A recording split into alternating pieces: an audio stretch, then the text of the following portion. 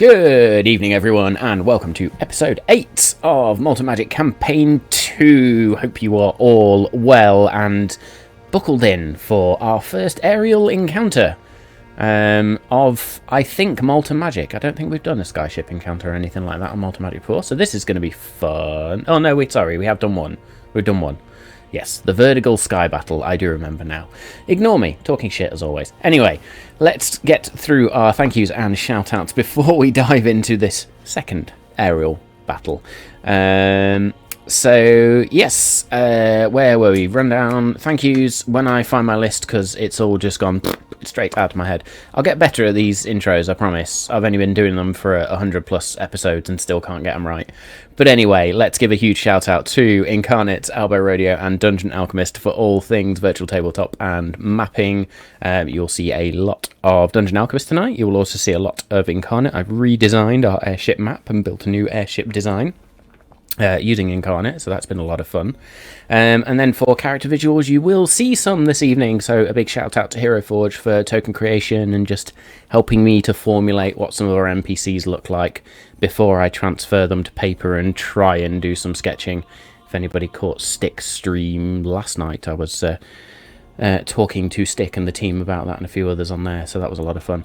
There's another stream to go check out if you're not already checking it out as well. All of Stick's art on their stream is amazing and it's a lot of fun to watch, so yeah, side shout out there. The other tools that I use in the background, of course, is then 5e Magic Shop, 2 Minutes Tools, Thieves Guild and World Anvil as well, just for little tips, tricks, checks, generators, puzzles, all sorts of things that I can put and use in the background. And then, of course, there are the musical tracks and the ambiances and the sound effects as well. So a huge shout out to Tabletop Audio and, of course, Battle Bards, whom we are still affiliated with. So if you wish to get a cheeky discount off some sound effects or musical tracks for your own game or your own podcast or whatever you're doing, as I ignore the comments in the chat there, then please go check out Battle Bards, use the code you see on screen and get yourselves that discount. You can see all of our social media links at the bottom of that little lower third there. So please go and give them a check out. I know there's some wacky things going on with Twitter this week, so we'll see what Mr. Musk has planned for all of that very, very bizarre setup that's going on there. Very, very weird. So yes, go check out our social media channels, Instagram, Twitter, Twitch, YouTube, and of course TikTok. We did post the small teaser or the little bonus social media content that we promised we were going to do after last week, which was Jules' letter to the Veiled Viper. So if you've not seen that, go and check out those social media links and go and find out what Jules did write in the letter that she then sent out.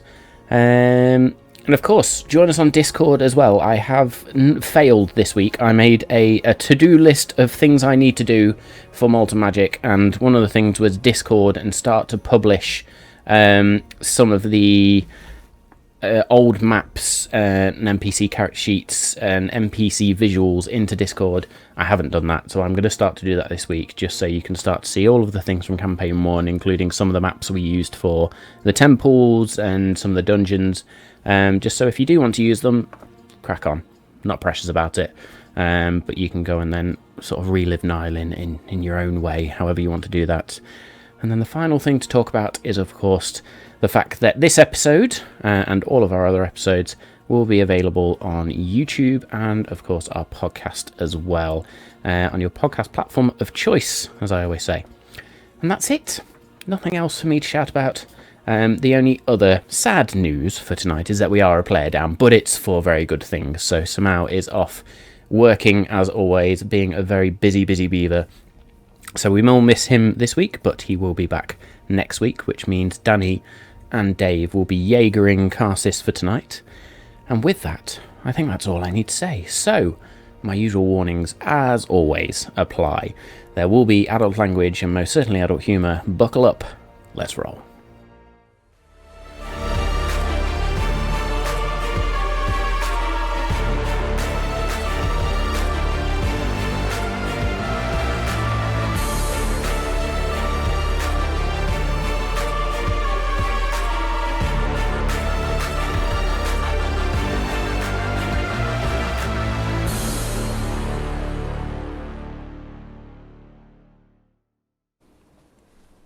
Heyo. Hello. Oh, How are we doing? Yeah, good. ready. Yeah, ready. Go on. Ready. Buckled in and ready. Good thing. So yeah, it makes me laugh actually, the fact that you guys have just gone ready, because I've been listening back to campaign 1 as I do on podcast every time I'm driving or just doing nothing really. And we've got to that point, or I've got to the point where I made the big reveal about Erendriel with Theo Godden having come back, and everybody just went, "What the fuck?" So yeah, nobody was happy with me on that day. Cool.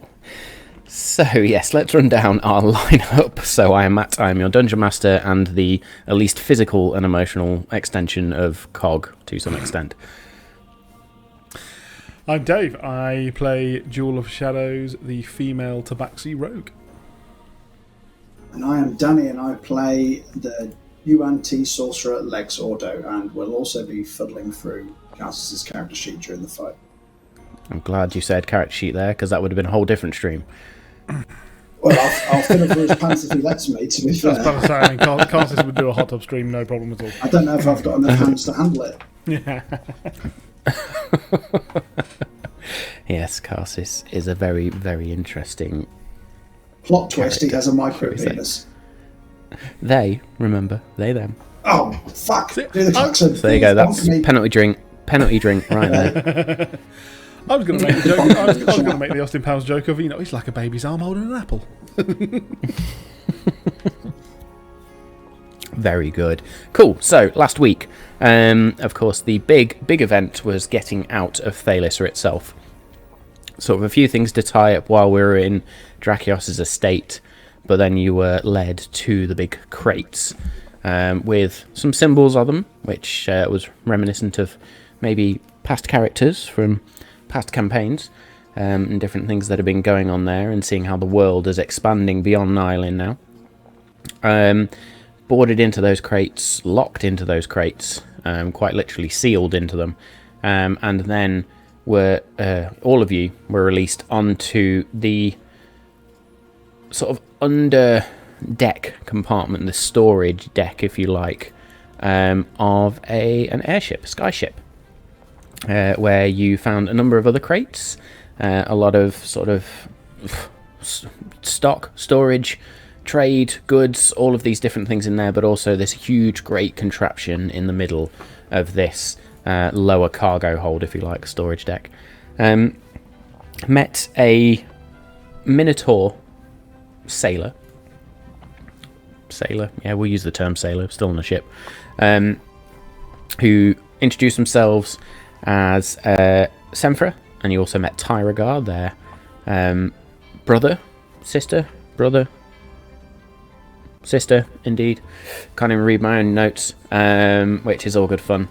And you were led up onto deck, where you met the rest of the crew, and antics and shenanigans just happened and unfolded as we did what was pretty much a full RP session last week, meeting the crew, interacting with different members of the crew. So you met Romeo Lightswift, the captain of the Ebon Mirth, which is this sky ship that you're on.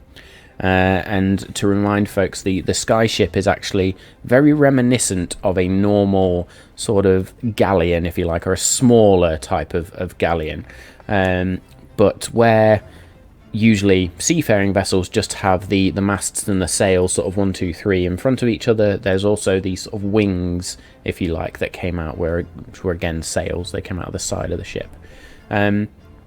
There's these 2 blue gemstones on the outside, and they are somehow connected to this internal mechanism.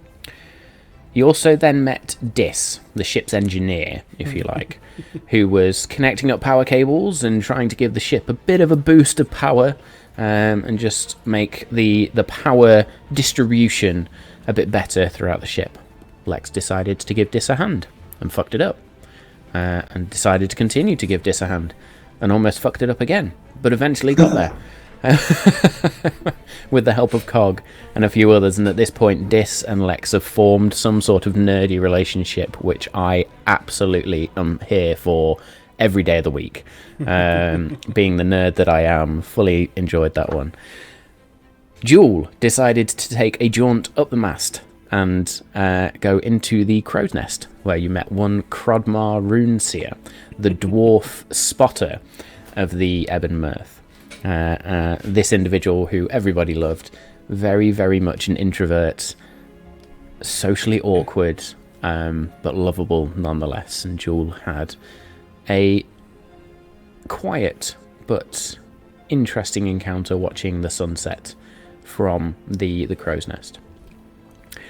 You also met Rend, the steel, wood, and leather contraption of Dis, with this strange sort of carved face, but not quite a face, modelled on a figure that they had once come across, or Dis had once come across, while travelling the seas, being on sort of more of the seafaring navy, as it was. You also briefly met the individual known as Vala Zethur, who is the ship's gunner, and she is a gunslinging individual herself. Arguably one of my favourites from a visual capacity, but we will see them all later. She's also the first one that I've decided to go and draw, so look out for that one on social media when I get there. But yes, a lot of fun, a lot of attitude there, and so that is our crew. You long rested, discussed as a group around next steps and whether you were going to go across to Agruz directly, or whether you were going to hit one of the other cities in sort of the southern coast of the continent of Enoeth in the Gildornian region, and then make your way across the desert that way, or whether you were going to follow the coastline itself. Pardon me. And so, we had our long rest, and as we were discussing, Senfer ran downstairs and basically said, "You need to get up. Need to get up here quick. We're under attack." At which point you all proceeded up to the upper deck from your quarters to see these two very bizarre creatures streaking through the air around soaring through the air around the ship. And as I described to you last week, they were these creatures of almost eagle-like body and neck, or very hawkish, if you like, only to then have this stag's head and antlers. And as they then cry out, I need everybody to roll initiative, please. Exciting! Pebble, please leave my stream deck alone before you press a button. Thank you. Don't cancel the stream, please, Pebble. God, honestly, you scaring me. So I rolled a 5 for initiative, and Cassis rolled also a 5 via a You natural need to pull out the physical dice. Well, I was rolling 2s with physical dice last week, so I'm just I'm cursed. We're gonna have to invest in a new set of dice for Lex. I need to say some voodoo and or do a prayer. I'll do a ritual before we stream next week. Do that. I mean, has he got the same initiative as you? So we're both on 5, but his dex will be better than mine. Yeah, cool. yeah. So I'll bump His Carsis initiative up to plus 6. score is the same, is it? Yeah. No, his is +4, so Cassis is up first, mate. Sorry. Yeah. Yes. Jewel. Oh, for fuck's sake! At Penalty 7, ring, all of us. so we're really doing superbly well. 13. A 7 for Jewel. That is terrible. Absolutely atrocious. I rolled a 4. Well, interestingly You enough. suck. Bag of dicks. Cool. Well, let's get the map up so we can see our new airship. And I will also populate our monster tokens.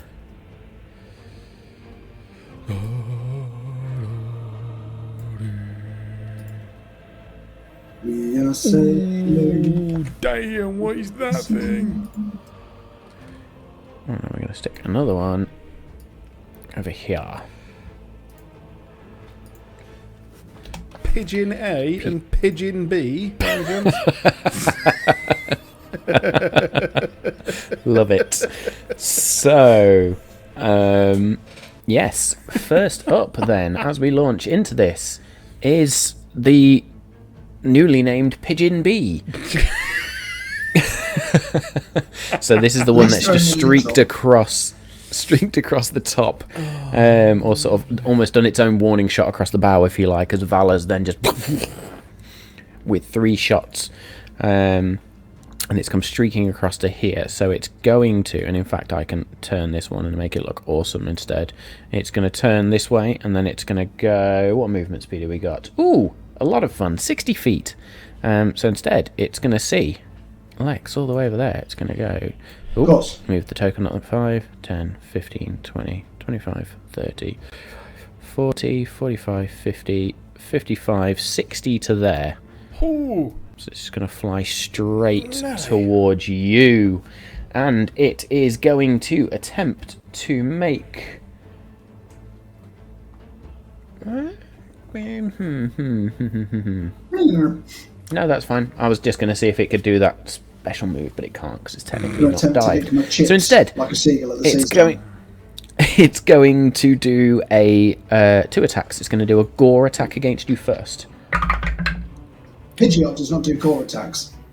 For a 22 to hit. Oh, yeah. Yeah, that definitely hits. So that's going to be 7 points of piercing damage as its stag-like head just... In fact, the antlers come down and try to gore at you and sort of knock into your flesh and through that coat and just pierce in. And then the second attack as the talons then rear up to scrape at you and Cog. That's not so good. That's a 15. That will hit, apart from the fact that I will use reaction shield, which will give me a +5 to my AC, including for this attack, yeah. So, describe to me then, as these talons rear up, sort of, or come round to scratch against you, how does your shield come about? So you'll just see cogs whir in my eye as I sense the attack coming, and then almost like Tetris, it just goes and makes a wall in front of me. Danny, you're really going to have to, stop describing things so well, because otherwise I'm going to have to make it. But here's one for you anyway. Oh, yes. Nice. Sexy. That's more for Cassie, so I'm going to have to make one for you, because, damn, that sounded cool. You can't do my ones on the fly. Digga. I like the idea of a Tetris shield coming up. That's awesome. Still going to give that a go, mate. Cool. So as these talons then rake down, it's just this sort of magical shield that then appears in front of you, and you take no damage whatsoever. Brilliant. Duel, then. Okie dokie. Here's a question for the DM. Is there a crossbow or bow and arrow lying about on the deck? There is not one lying about on the deck. However, if I remember rightly, come on, load. Reliant on my browser here. So Jewel will be looking around for this. She's thinking. She has throwing daggers. She will lose them if she tries this, and therefore is looking for alternatives. So that's what's going through her brain in the first half a second of so you round. Remember that Crodmar in the Crow's Nest had a longbow. Mm-hmm. You also remember that Dis had a crossbow themselves. And Romeo had a short bow leant up against the near the helm next to himself, although he carries this sort of rapier, almost like a rapier, but a long sword. Which one was that one? That was that Senfor? Romeo. That was Romeo. So no, Romeo. So we've got yeah. a longbow up with Crodmar here. Absolutely. So that's up. We've got a short bow with Romeo here. Dis is nowhere to be seen, but you know they had a crossbow. Yep.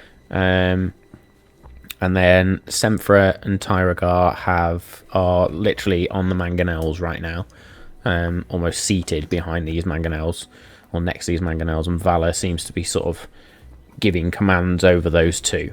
Sweet. So in terms of the mechanics of how this is going to work in terms of a battle, the crew of the ship are not actually going to take part individually. They will take part of the whole manning this ship.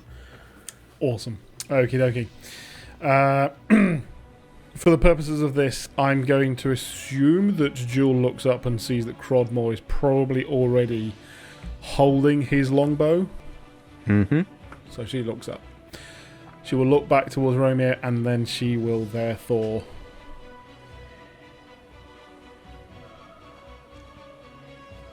Yeah. She's going to take her movement. 5, 10, 15, 20, 25, 30... She will use her feline agility to carry on. To 35, 40, 45, 50. Get up to Romeo and say, may I use your bow temporarily? Okay. Anything else on your turn? Are you wishing to try and attack this turn?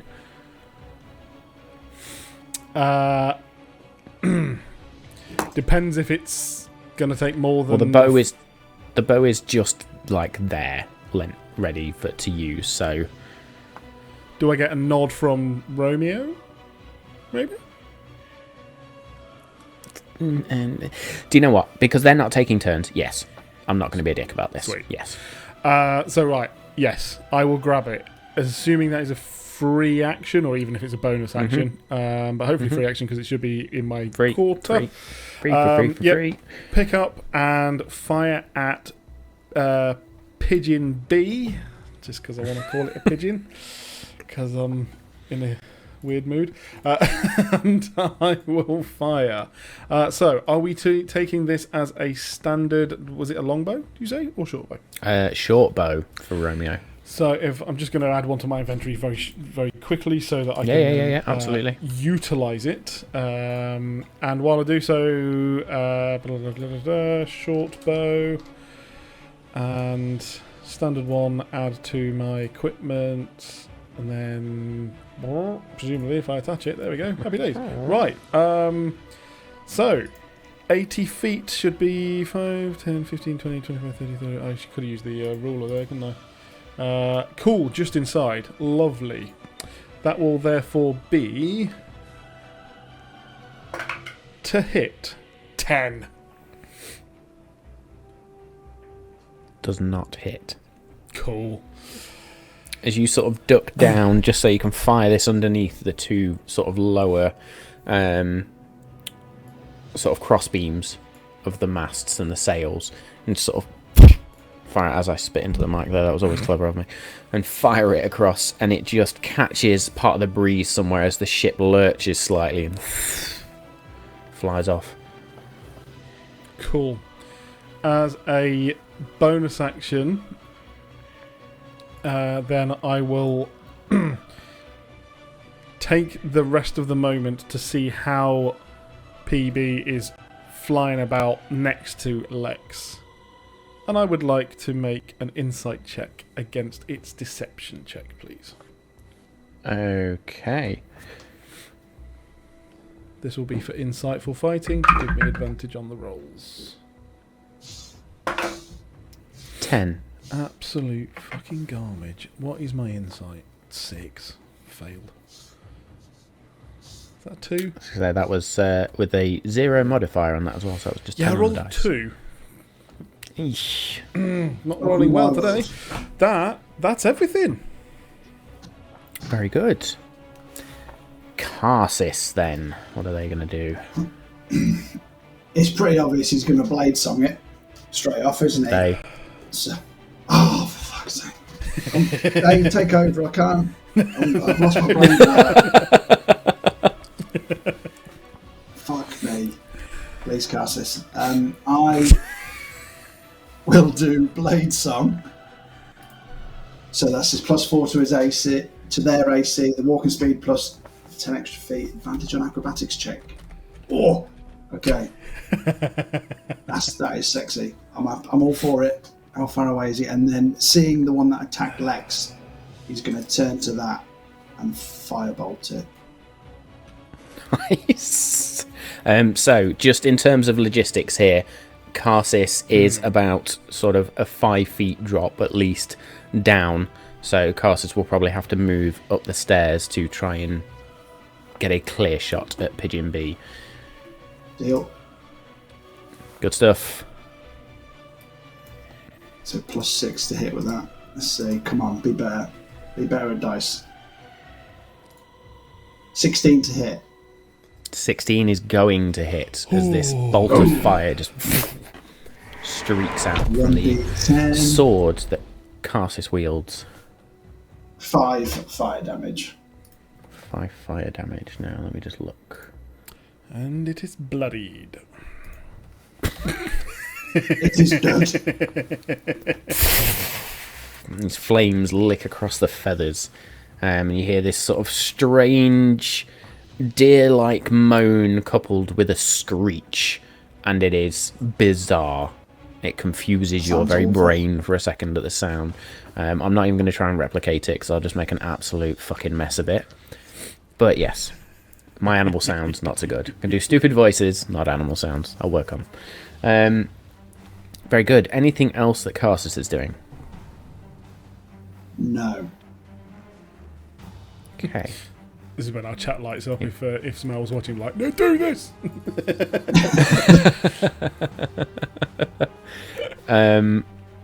Lex, then. Yes. So, as the Tetris makes a line, clears the line, and then the shield drops, I will Love then. it. Is the seagull wearing armor? Or is it No. Is it just? Okay. Just never his mind. I won't natural get armor. advantage. So then I'll try and just grab the bird with my shocking grasp Nice. Brilliant. with a 19 to hit Oh. Yes, absolutely. and 4 lightning damage. 4 points of lightning damage as you just reach up.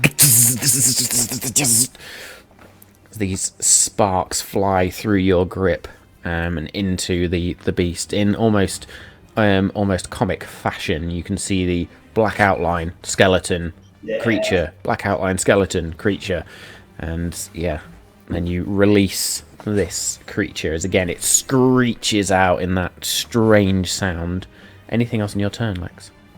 And then It's like I Marv in will- Home Alone. yeah, yeah, exactly. I will stay where I am, but then what Cog will do immediately after me is attach itself to the bird's face. Oh. Like, hold on So to we've my now hands got and just sit Cog, on the its face feet. hugger. Just like, yeah, it's basically a face eater from Alien. Fine. So the wings just sort of shing. I'm going to say they pierce into the side of the skull slightly. Don't do any damage, but pierce in. The feet clamp onto the jaw, and it just latches on to the face of this creature. And then he just makes the R2D2 noise of like, whee!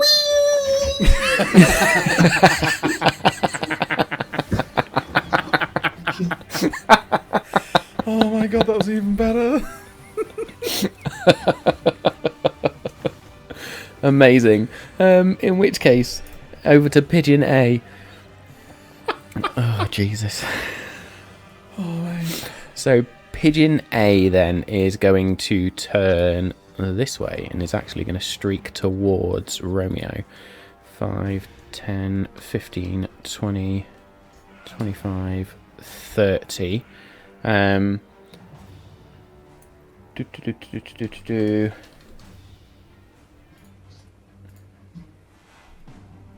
Yes, and is then going to come straight down towards Romeo, and it's going to use a dive attack. So, as part of its gore attack then, it's going to try and use this dive attack, so it's going to try and hit Romeo.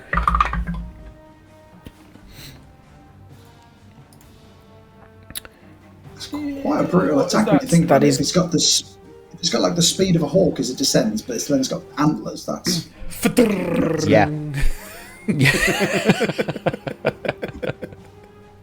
So as this creature just and dive bombs down towards Romeo, those antlers do just pierce into Romeo's shoulder, and Romeo is going to take. How many is that? Okay, it's going to take 7, 10 points of piercing damage, plus 6, 16, 17 points of piercing damage. And you just hear Romeo sort of, "Oof! Get these fuckers off me!" And then it's going to attempt to Talon as well. And misses with a 7. 8, Nice. sorry. Still misses. Cool. As then Pigeon A makes its attack, you can see Valor sort of looks now where these creatures are. "I can't get a clear shot. We need to move the ship, quick!" And Romeo will just spin the wheel, at which point the ship lurches. And I mean lurches. It literally turns and begins to rock sideways. I need everybody to make me dexterity saving throws, please. Oh, magic. Oh, good. Dex saving throw. Ooh, not bad. Nailed it. 24. Of course. So 17 for Lex, but a 7 for Karsus, ironically. Okay. Make me an acrobatics check for Karsus then, as the ship He's got lurches and advantage on him. Karsus folds over the sides of the ship, not expecting it. Advantage on acrobatic. What is his acrobatic? It's plus 6. Ooh. Come on. Let's see what he gets. What's the best one with his advantage? 24 is his best one. So Karsus, as the ship lurches to the side, is caught off guard, but in that moment where they fold over the side of the ship and roll, they clutch onto the side and just hold themselves just on the edge there. Pigeon A latches on to the helm, sort of the actual construction of the helm itself, away from the wheel, and just sort of holds itself there, whereas Pigeon B, with Cog attached to its face, cannot take any sort of real guess as to what's happening here and just slides off the side about, what was that, 5, 10, 15, 20, 25, 30 to there. Damn. Cog still attached to its face.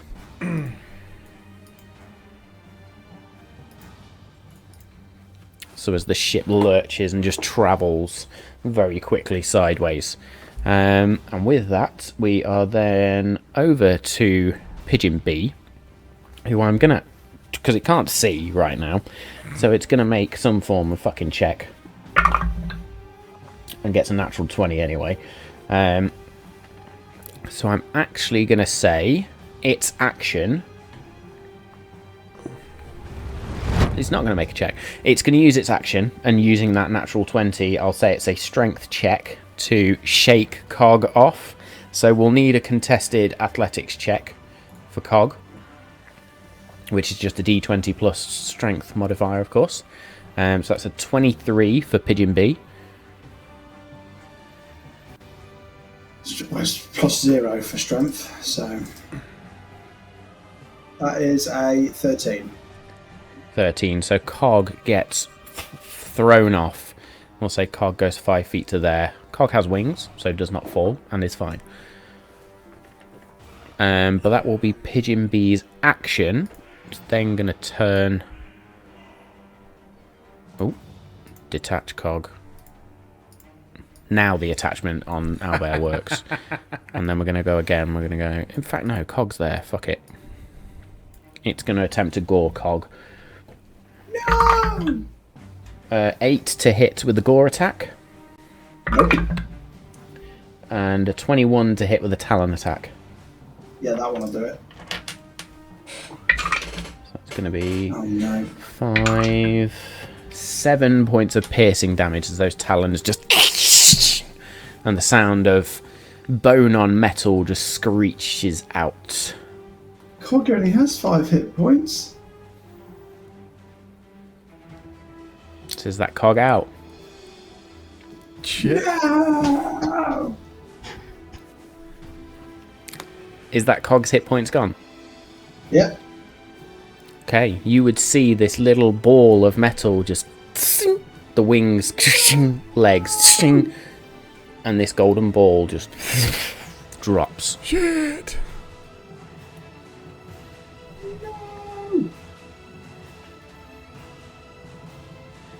Okay, I regret my decisions. Jewel.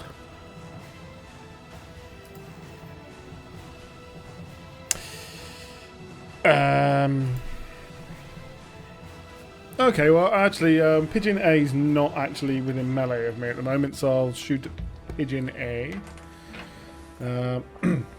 So...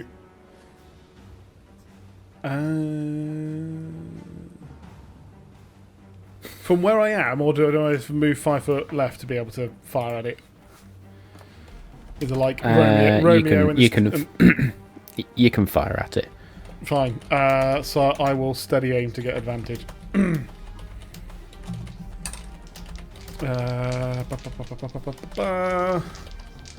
So that is going to be much, much better. 24 to hit. 24 is going to hit. So piercing damage of 8. 8? Was it piercing damage? Yeah, it is piercing damage. Yeah, there we go. Piercing damage of 8 to A, yes? Yes. As you fire then this arrow, it and there's almost the slightest sound of metal on metal. As that damage doesn't do quite as much as you were planning on. Hold on. Interesting.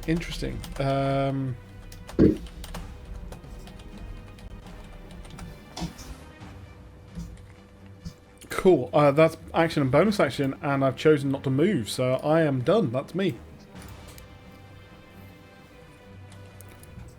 Very good. We're then over to Karsis then.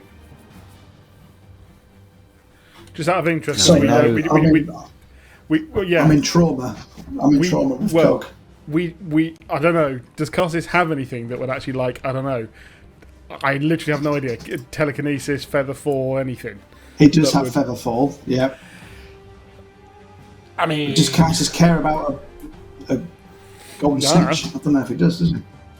Probably did. Probably Somehow, even you're in the chat. Does Karsis care about Cog? If you say no, we're no longer friends.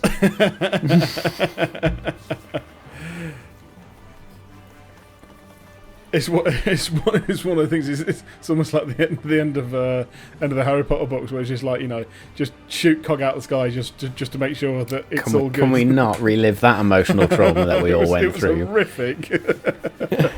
Smouse just put, well, it was nice knowing him. Oh, fuck it out. Can't I build another one? Can't you build another one? You are dead to me.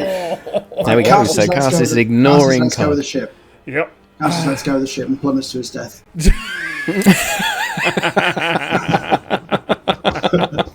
Like Gandalf and the Balrog, they both plummet through to the... I would like to think Karsis would use this reaction for Featherfall, because I'm controlling Karsis, and that's exactly what he would do. Very good. So that would have been his reaction when it first happened. So the body of Cog then, as it begins to fall, and I always say this in that first round, I'll give it to you because it's 500 feet around, but as Cog begins to fall and the wings and the legs roll in, and Karsis also sees the eye shutter just fold down slowly, and it's almost like where you can always hear this buzz from Cog, it goes silent, and Karsis instinctively then reaching out, casting Featherfall. Is that a concentration spell? Ooh. No, it just lasts for a minute. Very good. So, and the speed of Featherfall is then 60 feet per round. 60 feet per round. Very good. And then I've got a plan for after I will that. then put this Cog is not going to die today. 60 foot down. Just imagine Lex just dive bombing off, just full on, like Captain America just jumping off the side just to try and catch it. So, what else is Karsis doing on their turn then? Getting up, presumably. Oh yeah, that is his reaction. Yeah. Don't think Carter struggles in that area. Yeah. In one hand, he's obviously just going to pull himself up, flip back on the ship. Or bonk myself physically in the head. So cool. Carsus, Yep, we'll say that's a Carsus will get back on the ship. free movement. Roll over the side. And then... I really do need to pull up his character sheet, which I have just there, so that I can actually... Thank you. It was you this time. It was. And then, once he got 40 feet of movement, he's gonna... They are gonna... Fuck off, man. 5, 10, 15, 20, 10, 30, 60.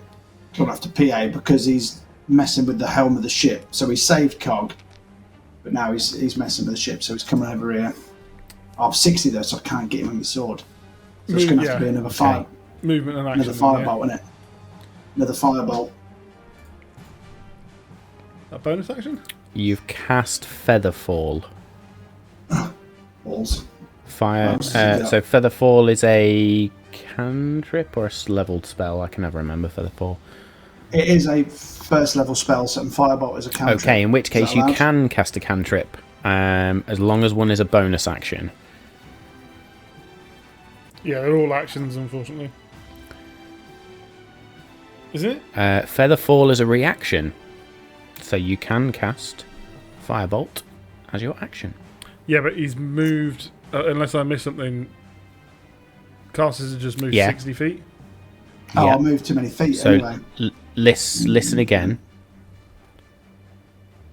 Yeah. Featherfall is a reaction. Yes. So now I've still got my So bonus action and is still action. there.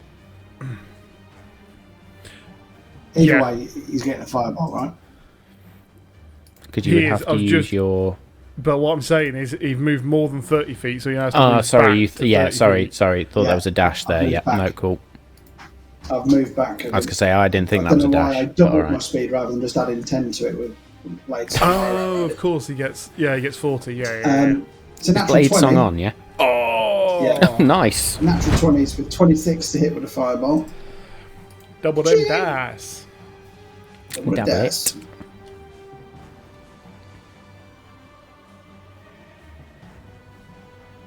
Come on, be good. 17 fire damage. 17 points of fire damage. I think that's better than throwing 2 daggers, which apparently is what he could also have done. Yeah. Pigeon A Set it on fire is always better. Kill it with fire. is then bloodied. Set fire to Lorraine. It's a spell that can technically throw 2 daggers as well, Smell said. Oh, what? I'll throw 2 daggers as well then. Well, no, can you do that as well? I think he means you could or do that. Or am I wrong? Yeah, I think that's in addition to Featherfall. I don't think that's in addition to your action So now of you limit the gun Firebolt. half then. Yeah, Cass's first natural 20 was by me, the man who rolls 2s all campaign, so you're welcome, Smell.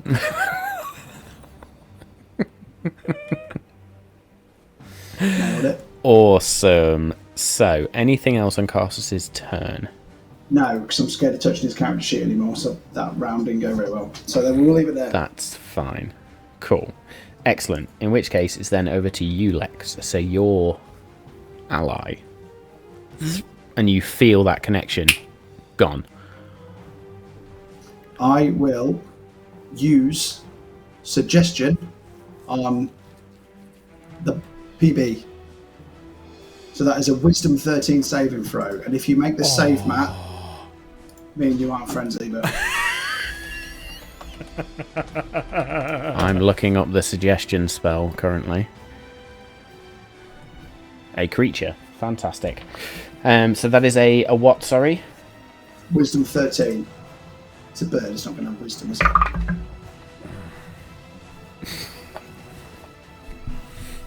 Oh, go on. Oh, God. He rolled a 20, didn't he? It's a natural one!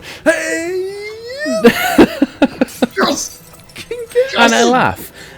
Because I swear it's every time we have these critical moments, like exactly the thing we need. Like, oh, fucking hell, dice gods exist. They really do exist. Fucking natural one. Honestly, man, How annoyed are you at the fact that Ander tried to use suggestion about 7,000 times, never worked in a campaign? The first time Lex tries to. This makes up for it. Yeah. At the And right obviously, moment. the suggestion is bring Cog back to me.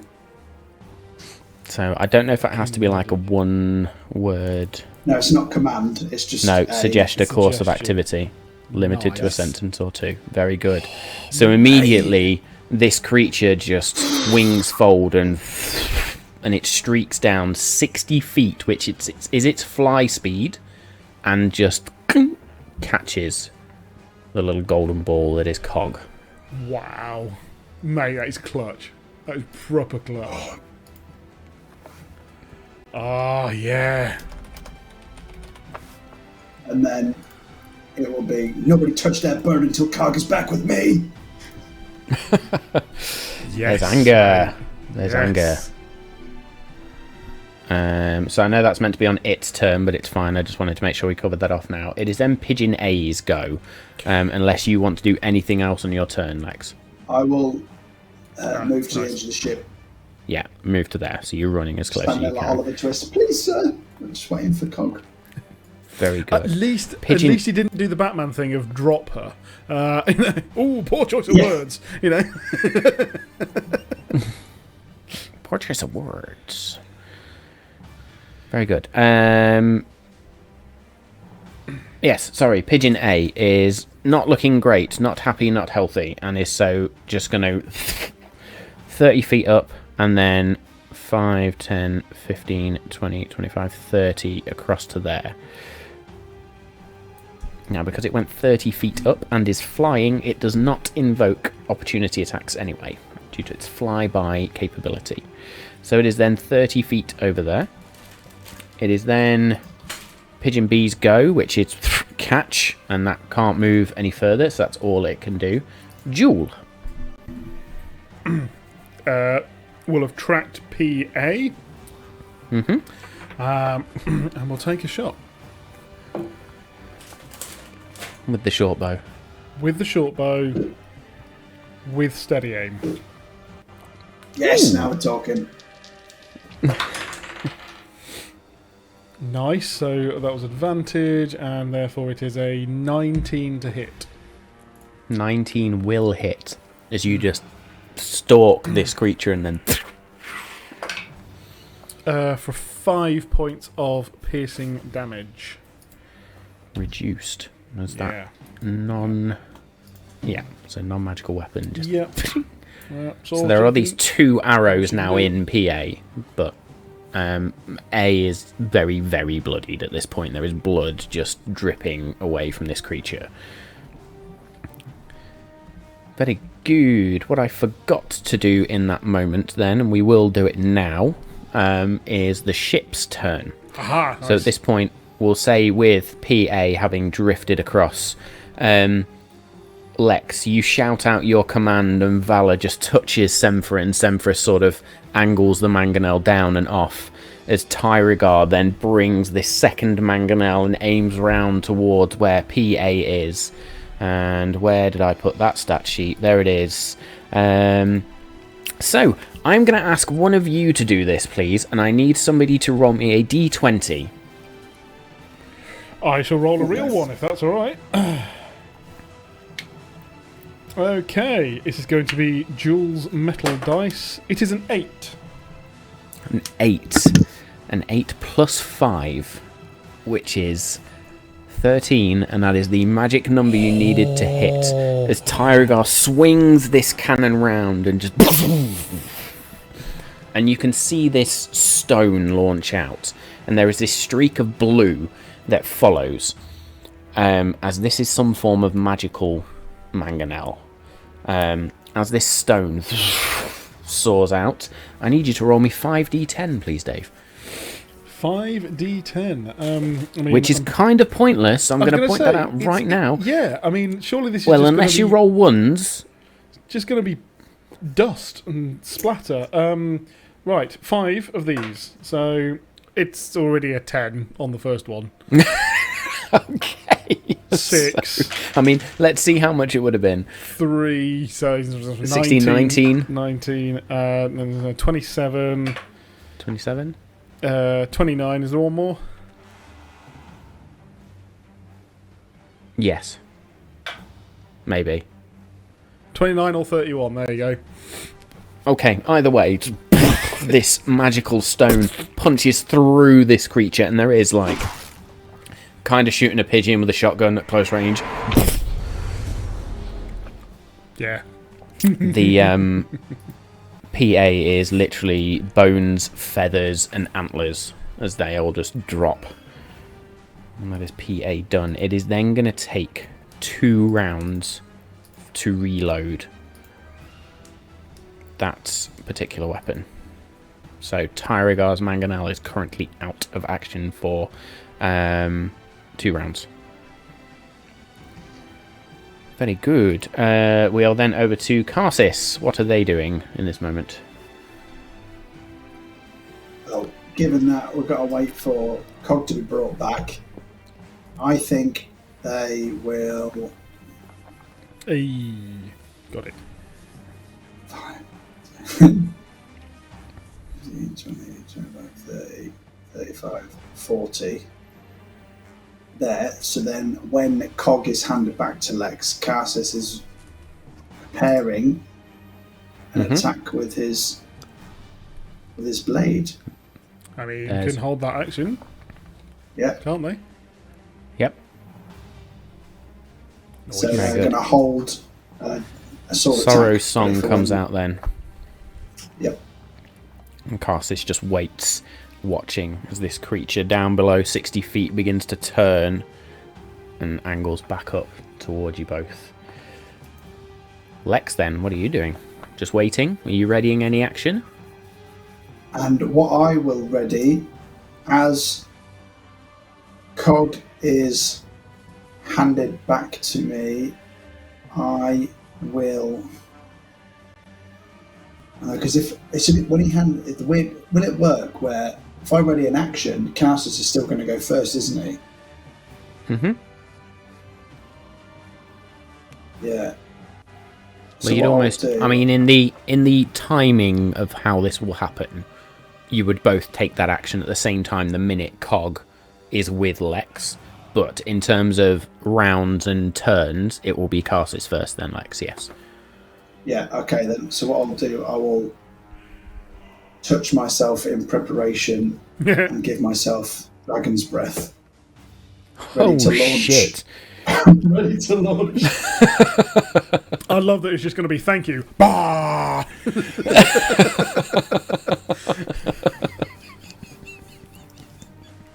He's going down. Amazing. So let's just double check on that then.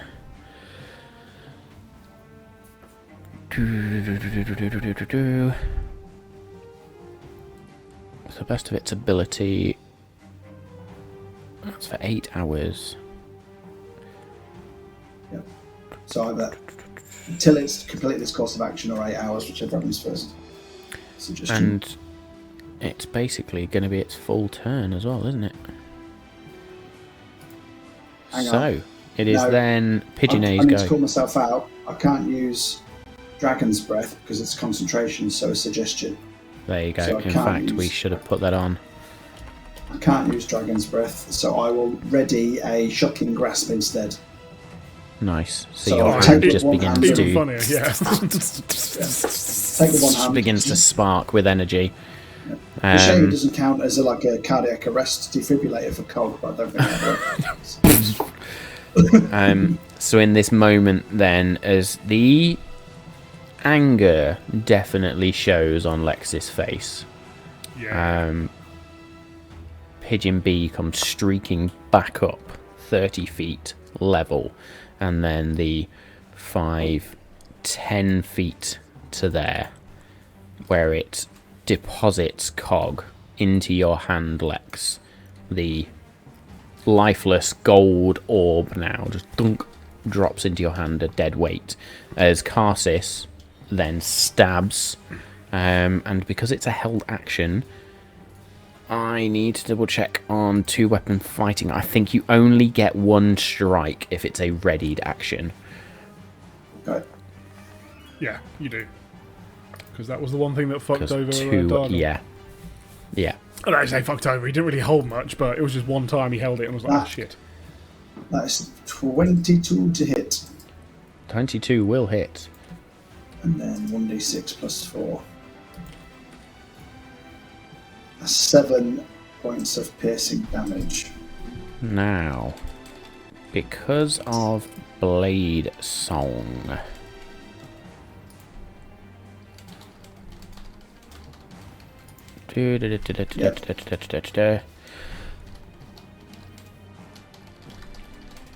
It's more AC movement and con saves. so it doesn't make your weapon a magical weapon, in which case... So that was how much damage? Sorry, 7? 7, yep. As Karsis stabs in then, they feel the resistance, and that stab doesn't do as much damage as they would have liked. You then, Lex, reach out with that shocking grasp. Roll to hit, please. Ah, cock and balls. I rolled a 1. So 6 to hit. On a natural 1. So as Cog drops into your hand lifeless, that just totally distracts you as you reach out and miss.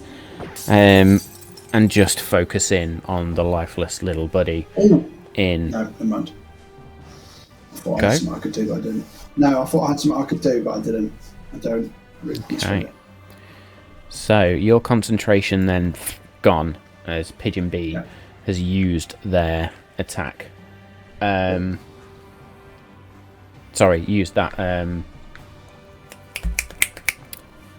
Done the suggestion. Got the words. I can actually.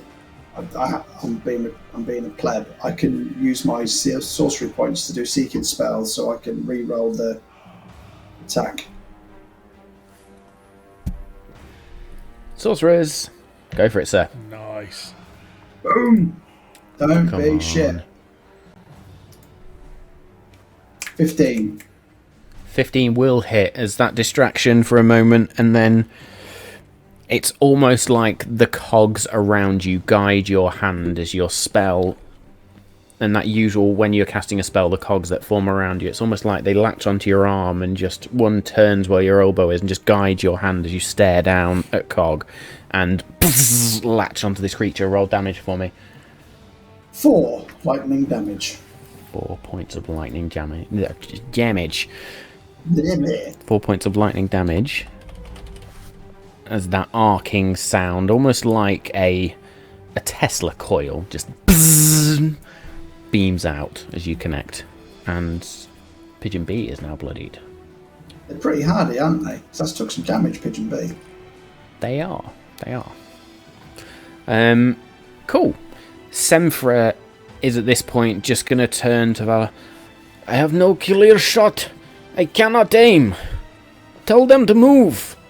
That will be the ship's go, unfortunately. Cool. Because the creature is not on the ship.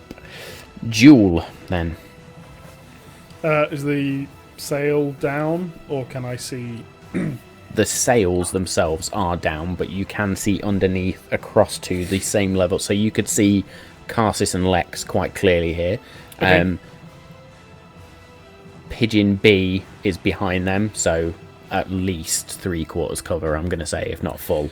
So, if I did move up to this area up here, would that I would then say you've got a pretty clear shot.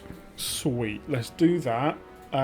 So, she'll, after all the fun and movement that we had, she'll sort of unclamp her, her claws from the, from the deck and move around to 5, 10, 15, 20, 25.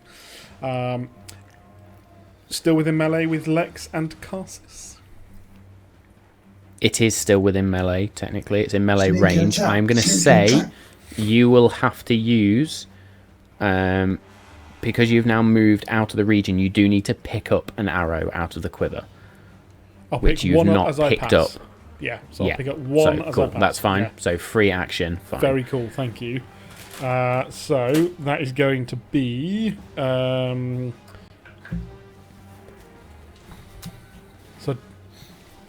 this isn't advantage, but it is sneak attack, isn't it? Is that right? Because I'm still getting used to all of this. Yes. Yeah. So, sorry, you get sneak attack because they're in melee range, not Yes, advantage. Not advantage. And I failed that check, so I don't get that. This is a singular rule. Yes. So I'm just getting all used to it. Damn and blast, it's 10. 10. You fire, and again, there's a gust of wind that just catches that arrow and it arcs off down. Anything else on your turn then?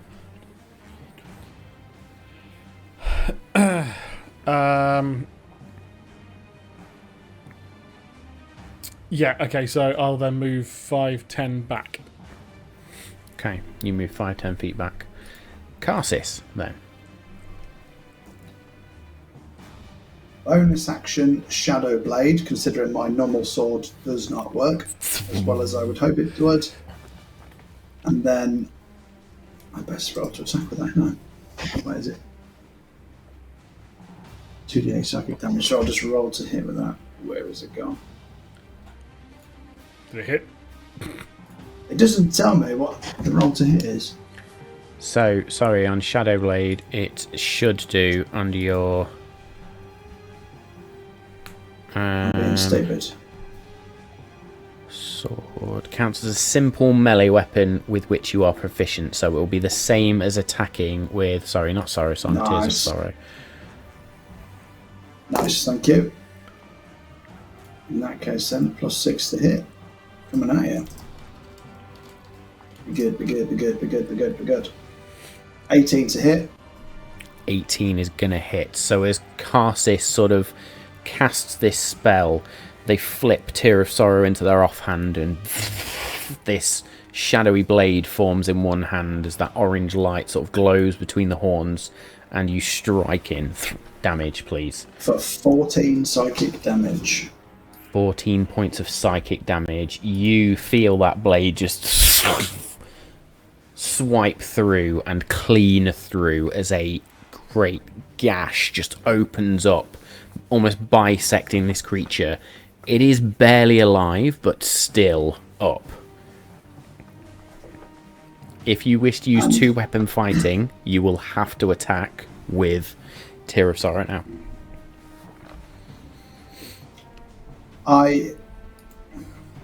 So it's only if I attack two-handed that I lose Blade Song, as in two on one. But if I use two weapons in each hand, I'm okay. That's what I mean.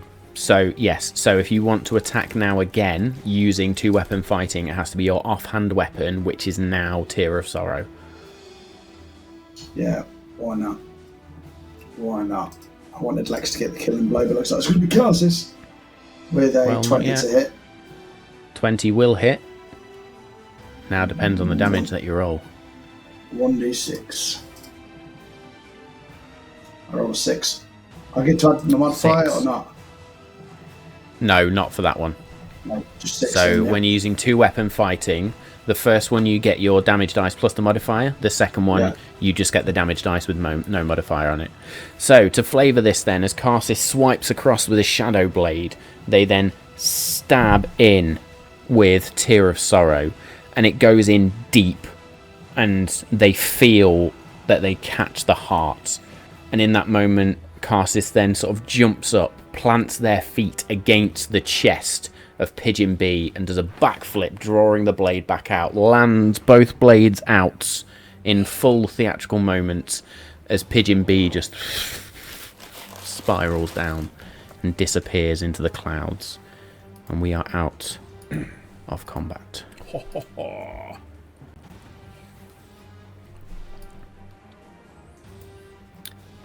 In this moment, then, the crew are all sort of on guard, and then you just hear a yell from above. "I think we're clear, Captain! No more creatures! Stand down!" And Romeo just spins the wheel again and sort of keeps the ship now on the straight and narrow. Well, we're gonna have to adjust course a little bit here. I think we've flown off. Might add an hour or two, but we'll get you back on track.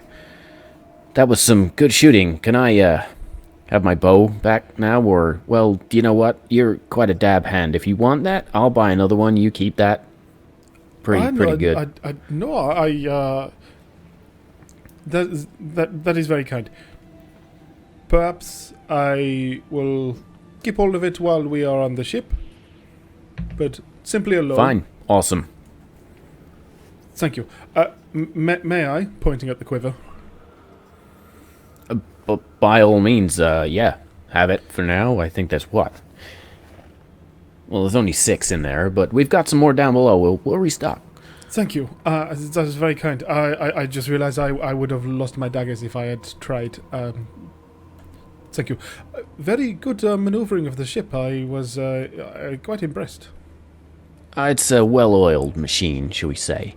Although I don't think Dis is going to like that maneuver I pulled back there. That definitely drew a significant amount of power. Yes, I had to hold on quite tight there. Yeah, when we need to.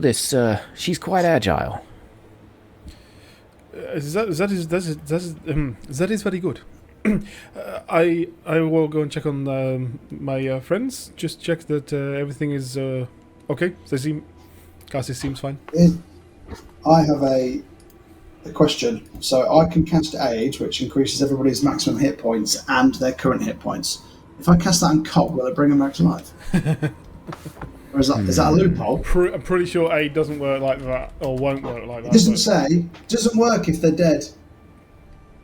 But I'm assuming it's not supposed to work like that. If not, I'm going to have to cast Mending about a million times in a row.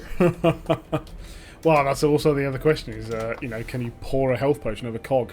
Or will that just break it? Yeah. Destroy the 3-year warranty. This, not Or IP just rated. Jump leads. 1.21 gigawatts. Take the ship to 88 miles an hour. And then we'll go back and save it. That would be fast for this ship, which currently travels at about 5 miles an hour.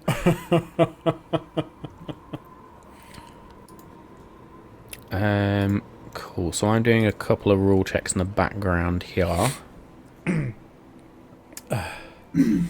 Aid. Let's Cassis, everything okay?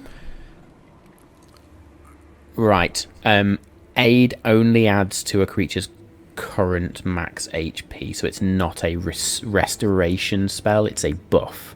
So it would not work in this manner. Where it says, so, granted, yes, I know Cog's dead, so it does seem a bit silly, but it does say each teacher's target's hit point maximum and current hit points increased by 5.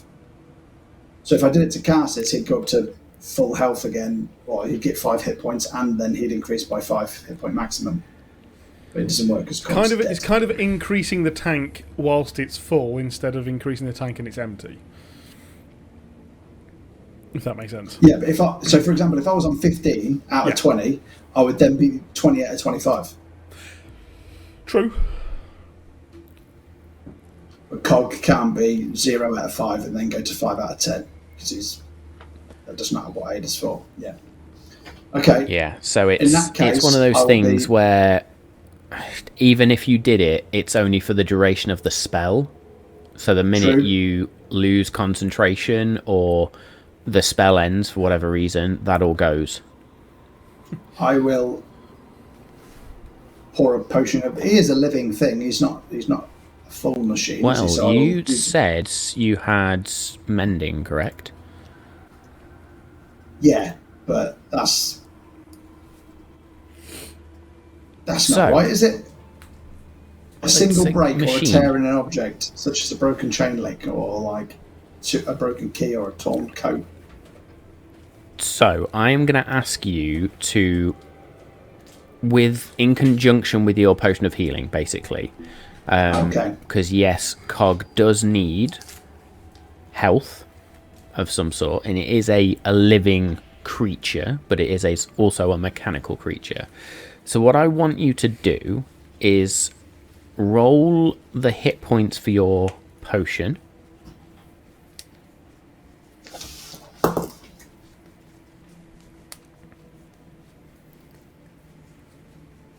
Come on. 16. You only needed 5. 16. So as you sort of That's pour this right. over the top and just lather up Cog in this potion of healing, it just sort of trickles all around your hands. big was that health I'm then potion? going to ask you... That was a health potion. Damn, that's a big health potion. I think that was a fucking good roll, is what I'm going to say. Which Yeah. health potion did you use there? Hang on, it's That can't be a 2d4 basic. plus... 2d4 plus 2 can't do that, can it? No. What did I roll? Did I roll d4s? I rolled 2d8s, You rolled mate. 2d8s. Fucking hell. Calm it down. I was like, damn, that's a good health potion. I was like, did I give them superiors? 6. 6. That's more like it. 6. Very good. I'm shook Now up by I want Cog's you death, to mate. I'm all over the place. cast. I want you to cast mending, but I want you to do so, and make me a. Oh, Dave, stop it. You're welcome. Can you do so, making me a spellcasting ability check? So roll a d20 and add your spellcasting ability modifier. It's basically the same as a charisma check. Yeah. Damn shit. 21! Bloody hell. Cool. So this is whether it was going to be full or half. You pour this potion of healing on and then just take out the tools that you've been given by Dis, and then your hands just come out as the tools float in the air. Your eyes turn to pure cogs and wheels and just begin to spin as some innate knowledge overtakes you. And the tools themselves pierce in, and there's sparks. You then use your hands and sort of rotate them in opposite directions, as those discs then open and the wings fly out, and you straighten up the wings, and again the tools go inside and connect wires or mechanisms. You spin your hands again, the eye opens up, and where it is lifeless, no longer glowing, the tools just work around the edge of that singular eye. Sparks. And then you just...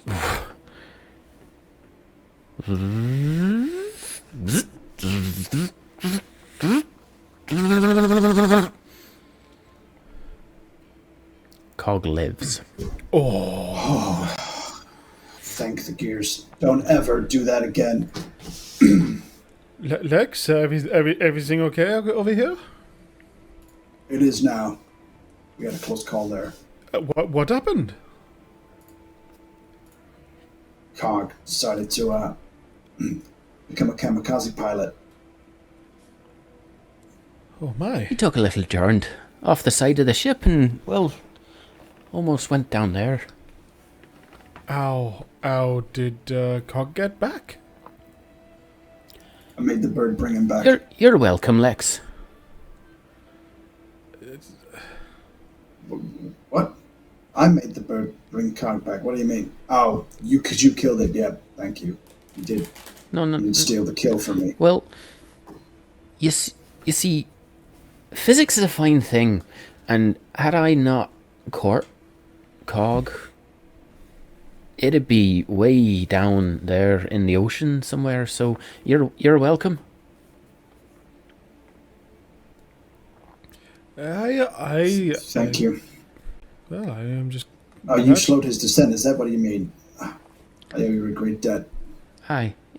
Yes, it's well, you can do it every. Fucking chat. Honestly. I know it's bad. It's bad, isn't it? I will say that Karsis is just gonna sort of. It was no bother. Just winks at you. Now where's that captain? And sort of saunters off down.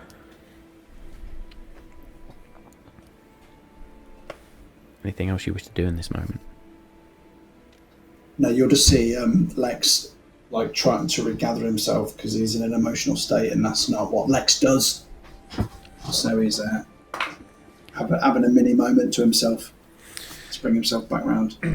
Okay, so Jewel, in this moment, then what else you would notice is that Cog sort of flutters up in front of Lex's face, and the wings just slap against Lex's face before Cog then flutters back and latches onto Lex's shoulder as if nothing's happened. I just wanted for my gain, I rolled an insight check for Jewel just to see if Lex was doing all right or not, and rolled a natural 20. So Jewel's then going to leave Lex, and Cog be. Well, the question then becomes, Lex, are you trying to hide that, or is that fairly open? It's obvious I'm trying to regather myself after being emotional. Yeah, that's fine. Cool. So yeah, she just she wanders off, uses the other staircase, and heads back.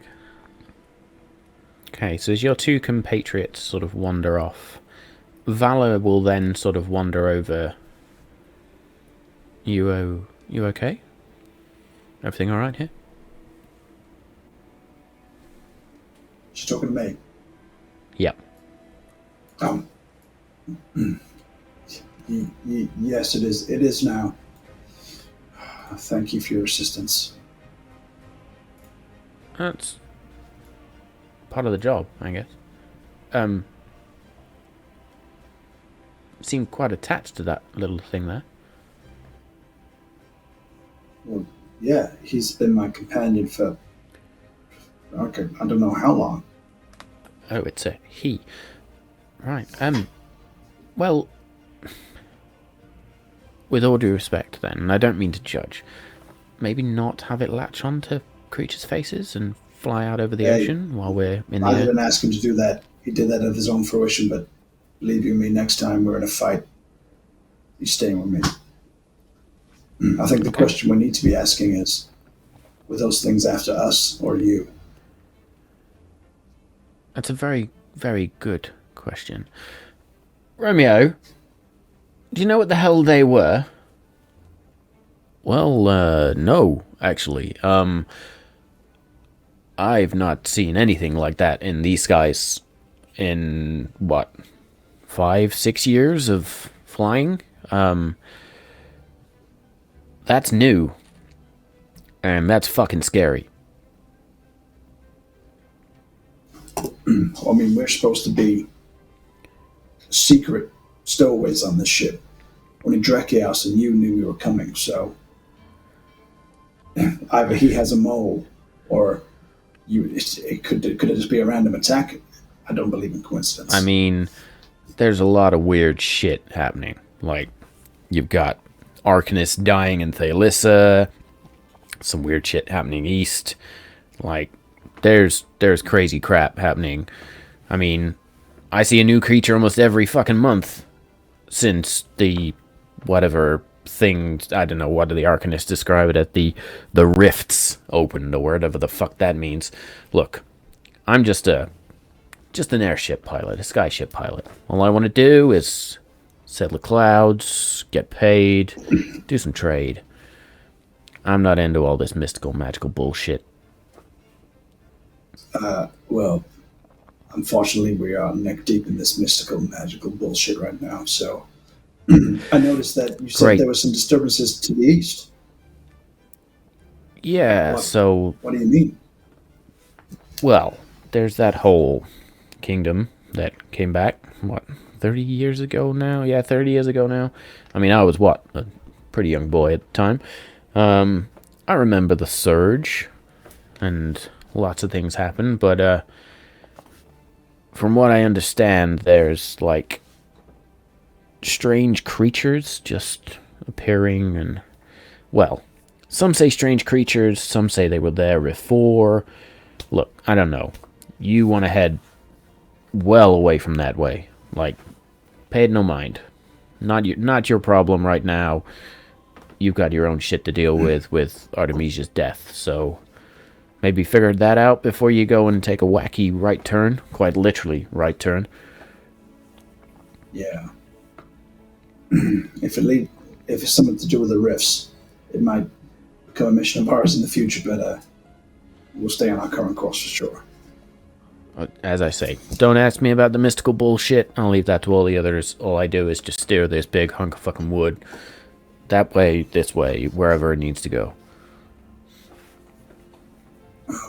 If you don't mind, I'll excuse myself. I want to go and speak to Dis and to see if she can take a look at Cog and make sure I fixed him properly. Sure. Well, this is likely to be lower storage deck where you were originally when we brought you aboard. Tends to just keep an eye on the engine while we're making maneuvers like that, just to make sure nothing pops or, make sure we don't drop like stone. Thank you. I'll go find her. Come on, Cog. Good looking out. Nice fighting. Well done. We look after our own. Protect the hive. Sure. I don't see any bees. And then Lex will walk off, annoyed that Romeo's American accent is better than his.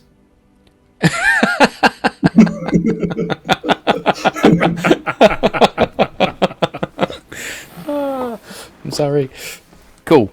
So you go through the door and descend the stairs down towards the lower deck. Karsus at this point is just going to sort of be leant over the railing in front of the helm, and arching the back slightly, pushing the buns out, and just sort of got the sword just in their hand. Sort of then begins to take out a whetstone and run it along the blade, and you can see Romeo for a minute just sort of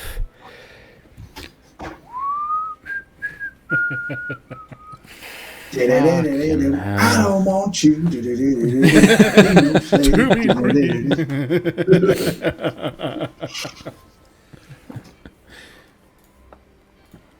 Jewel, what are you doing in this moment then? Well, going to probably do what needs to be done and double check that the hastily picked up weapon is in somewhat decent order and that she's happy to work with it. Would then probably, once checking that out, would go to Tyragar and say, that was very good shooting, just then. That I've never seen a bird turned to mist before. Well played. It is a very strong mangonel. Very, very good. This has something to do with it as far as I'm aware, but all I do is point, shoot, and hope it hits. If it hits, usually, mess. But lots of fun, no? You should try. Absolutely. Maybe I'll stick to just the bow and arrow. Which, in fact... No. Come. Sit. Oh, no. That button just there. You sit, angle yourself off slightly. Don't want the recoil to take you out. Trust me, bad shoulder afterwards, not fun. But press that, big boom. I'll one-cap him when you're ready. Just aim for, well, anything. Not like sky. That's all we can see. Or, well, look, there's some... What are they, doves? You can go and point at them if you wish. Okay. Intentionally points away from the doves.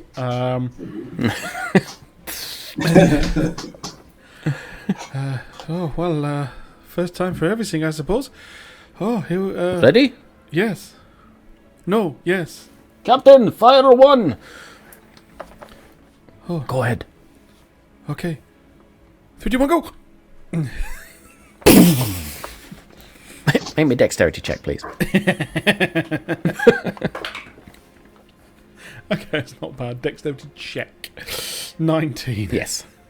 19. As you push that button, you have the briefest moment where you realise this thing is coming straight for your left shoulder. So you literally press the button and dive to the right as Tyragar just catches it and pushes it back as this stone just...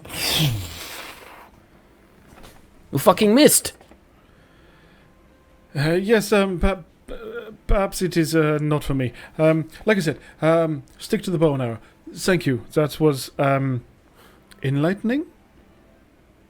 What a waste of a shot. Look, the fucking whole group of doves and you shoot up there. What the fuck? Yes, anyway, might you... Was fun though.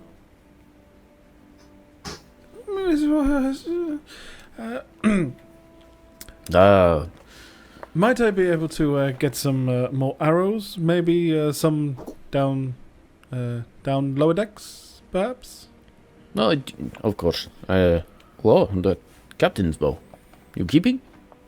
Borrowing until we. Oh, very good, very good. I will just do help while we are on the deck. No, it's fine. What Romeo wishes, Romeo gets. I will get more arrows for you. No problems whatsoever. Thank you. I do not believe that half a dozen would do as much in the next fight. Presumably, it will happen again. No.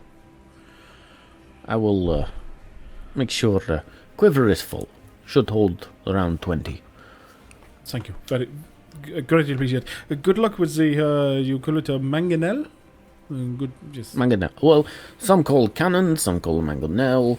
I forget what this calls it. Some sort of arcane, enhanced, powerful stone. I forget. No, nerd shit. Yes, you unfortunately lost me with arcane. I knew I did not like it very much, but you are very impressive with firing it. Well done. Thank you very much. It's a lot of fun. I enjoy turning bird to dust. Bird with deer head. You know what this is? I not know. Absolutely not. I've never seen one in my life before. Yes, very. I mean, H check. You hate all types of birds, 4. so you should know what it is. 4. Jules never heard or seen of this creature ever. No, that is. No, I've never seen this before. You have? No. First time. Enjoy turning it to dust, though. Lots of fun. It attack captain, I turn to dust. I get pay rise, hopefully. That is one way of getting a pay rise, I would have thought. Yes. Well, if you wish to put in good word with Captain, I will appreciate it very much. If the moment arises, I would be happy to. Awesome. Very, very good. Very well. I will go fetch arrows for you, and yes, maybe time for food, I think. That sounds very good. I have to remember what we were discussing about before the excitement. Anyway, Lex is sidetracked. We should leave it for now. Thank you. No problem at all. Good fighting. And with that then, I think we'll take a short break. Hello. Hey yo. Ooh. Oh, back. So hopefully everybody enjoyed the little thing we did in the break there with the letter. If you missed it, gonna have to go check out social media now. Yeah. But yes, we're gonna try and do a few more things on the breaks. I think just to keep people here and keep things entertaining in between the adverts that we do and those sorts of things. So yes, that was Jules' letter. As I say, on social media if you missed it, so please go check that out.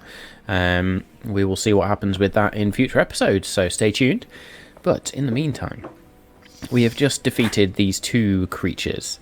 Now, it is up to the party whether Lex and Karsis wish to make nature checks to see if they have heard of, read of, come across, encountered, heard rumours of any of these creatures before.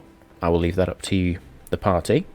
If not, what are we doing in the immediate moment, as we are probably about an hour into the morning of your second day on this airship? In terms of your question, I would probably say we'll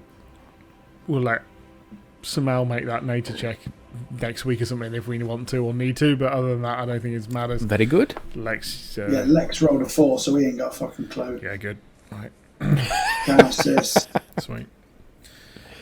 Karsis has got a +4, so let's see what. Karsis got an 18. He might know. He's a learned man. Very good. Person. Well,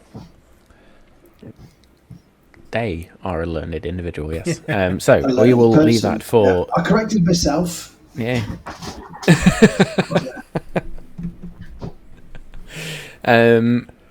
So yes, I think I agree with Dave. We'll let Simao make that decision for Cassis or not. Cool. Still, so following this encounter, as food is sort of brought around, Lex, you did want to go see Dis.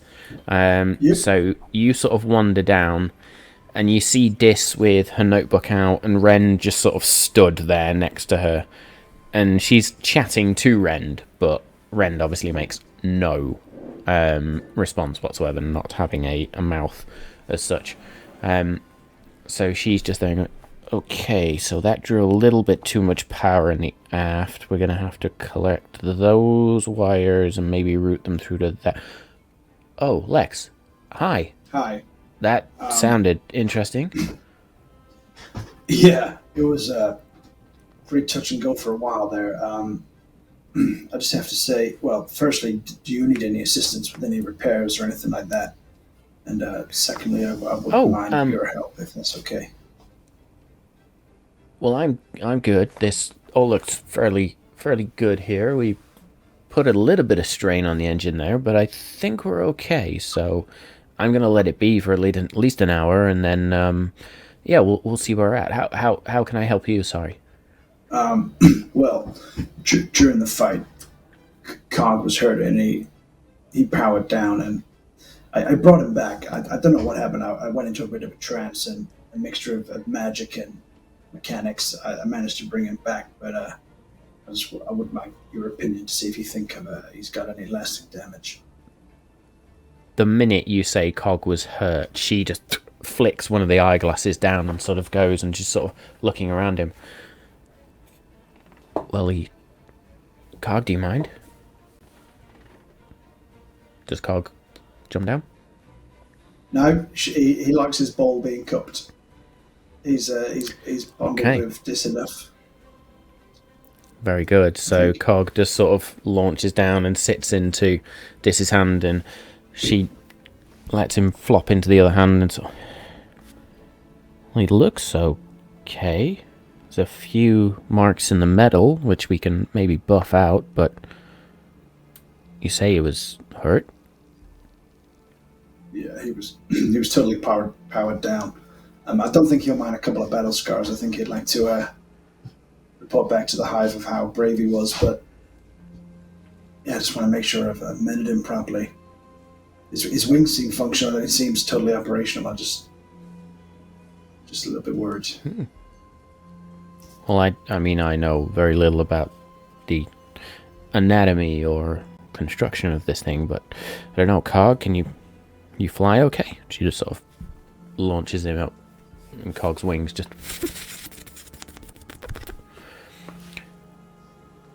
I mean, looks alright to me. Are you okay?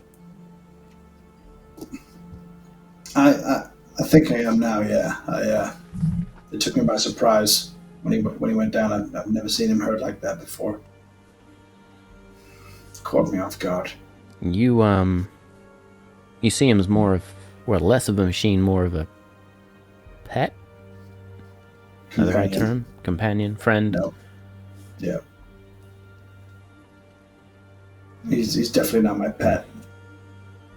We're on this mission together. He guides me. I look after him. It's a partnership.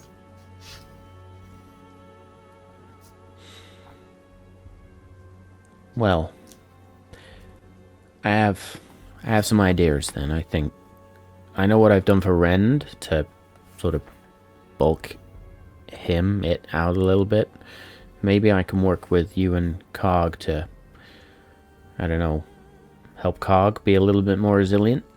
And if you do get caught and Cog needs to do something, maybe at least he got a bit more about himself to hold off attacks. And then when I say, the eye just okay sort of... he'll do a little loop to loop. He's very excited about that. So yeah, I think like we'll definitely buff out these scratches, but I've got some spare like steel and stuff, so we can, I don't know, make a bit of almost like a shell. So it's not going to impact his function, but it'll protect the most sensitive parts. And I know he's quite a solid unit as it is, so whatever that creature was clearly had some power behind it. But yeah, I think we can, like the eye, we can definitely reinforce. Maybe I'll put a bit of a bit of a glass over the front so the eye can't get attacked, and then we'll just reinforce the body a little bit. Should be light enough that he can still fly. He's not going to move quicker, of course, but let's see what you and I can do, yeah? Yeah, I'd love to help you get more proficient with these tools. I think I need to practice. Sure. Yeah, absolutely. We can, let's study together, right? Of course, yeah. I would like that. Cool. I mean, this is probably going to take us a couple of days to get right, so perhaps you and I, in between meals and anything else happen, let's just make sure we're here. Like, being next to the engine always helps me focus for some reason, so I'd prefer to be here if we're going to do this work. Yeah, yeah. I have to admit, it's quite a calming noise. It reminds me of home. Well, my home for the last 30 years. That's interesting. Home. Yeah. Well, I suppose Like, technically home is where you live, right? But it's whether you think ancestral home is where you... current home, spirit home. You know, there's different interpretations for the word home. Yeah, well, home is wherever you see it, as far as I'm concerned. This is home for me. My family are all, like, weird. They like to just fly and fight and protect their own, and I don't know, I just like to build shit. So, yeah, that was me. I'm with you. Well, I'll bring us some food and we can get right to work if you like. Amazing. I'll get Ren to fetch some materials. You've got your tools. I'll draw up some designs. Let's get on with it. In my head, Cog is going to have like the original Iron Man suit on that he made in the cave, and that's what he's going to come out with. We're going to design an arc reactor. He's going to get some plasma blasters. And Iron Cog. You said Cog, right? It's going to be a mix of Iron Man and Optimus Prime. Yes. So we are literally going to get the voice. Iron Cog, roll out. Oh, mate, this is going to be epic. Yeah. Yeah, whole Transformers arc coming here. Anyway. Honestly, before Cog got her, I thought that we were going to go with like a Danny DeVito, sort of voice, if he ever got one. But now this is just the best ever. He's Optimus Prime. He's going through his own character arc before the rest of us, and I love it. Is it possible to get Liam Neeson as a guest star on the show to voice Cog? Is that possible? I don't know what you've done. It depends which accent of Liam Neeson you want to do. Well, yeah. Definitely Optimus Prime. That'd be good. And then I'm hoping that as Cog develops into this Iron Man, we just keep taking it, and then he can transform. If he is a transformer, what would he transform into? A little Hot Wheels car? Right, can I just put this out there right now? Cog is not being a transformer. Oh, come on. You would have to be an artificer for that to happen. I've got one. Not at level fucking 4 or whatever. Absolutely not. Make Cog the most OP sidekick type pet thing ever. Like, not for now. This is just going to be a bit of an armor buff, maybe an HP buff as well. Cog's going to be the main character and Lex is going to be the sidekick by the time we get to the end of the campaign. I like that sort of character arc. That's an interesting one. Good stuff. Okay, so Karsis is wiggling their arse in front of Remio quite happily. Jewel, what are you doing? Jewel would like to... she's trying to improve her... her perception. She's trying to improve what she sees and trying to keep out she'd love to be able to also, get more, time in looking at intricate stuff, but really nothing's really happened in the past day or so to give her anything to look at. So she's going to more be interested in looking out, trying to spot any more of those birds and so on. So she's going to, after walking around the ship a few times, is going to decide that maybe Crodmar could use a friend again, and going to go up and back up into the crow's nest and have a look around. Keep an eye out. Okay. So now, having climbed up to the crow's nest, you're fairly familiar with the best route to take, and you sort of climb up. And there's a moment where you just sort of flip over into the top, and Crodmar just turns around with the longbow and is like, "What the f-?" Hi. I am very glad you missed.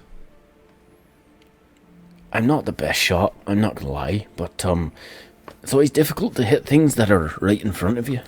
Yes, really not fun. Not fun. It is. I have done a little bit of arrow training in the forests where I grew up. Quite useful to get a meal. However, not really used it in necessarily combat per se. Fairly good at hitting moving things, but never quite in what we had a few moments ago. But I am glad that I have this now, because I did not want to lose my daggers. But I'm sure from up here a longbow is very, very useful. It has its uses every now and again, but well, I'm mainly eyes up here.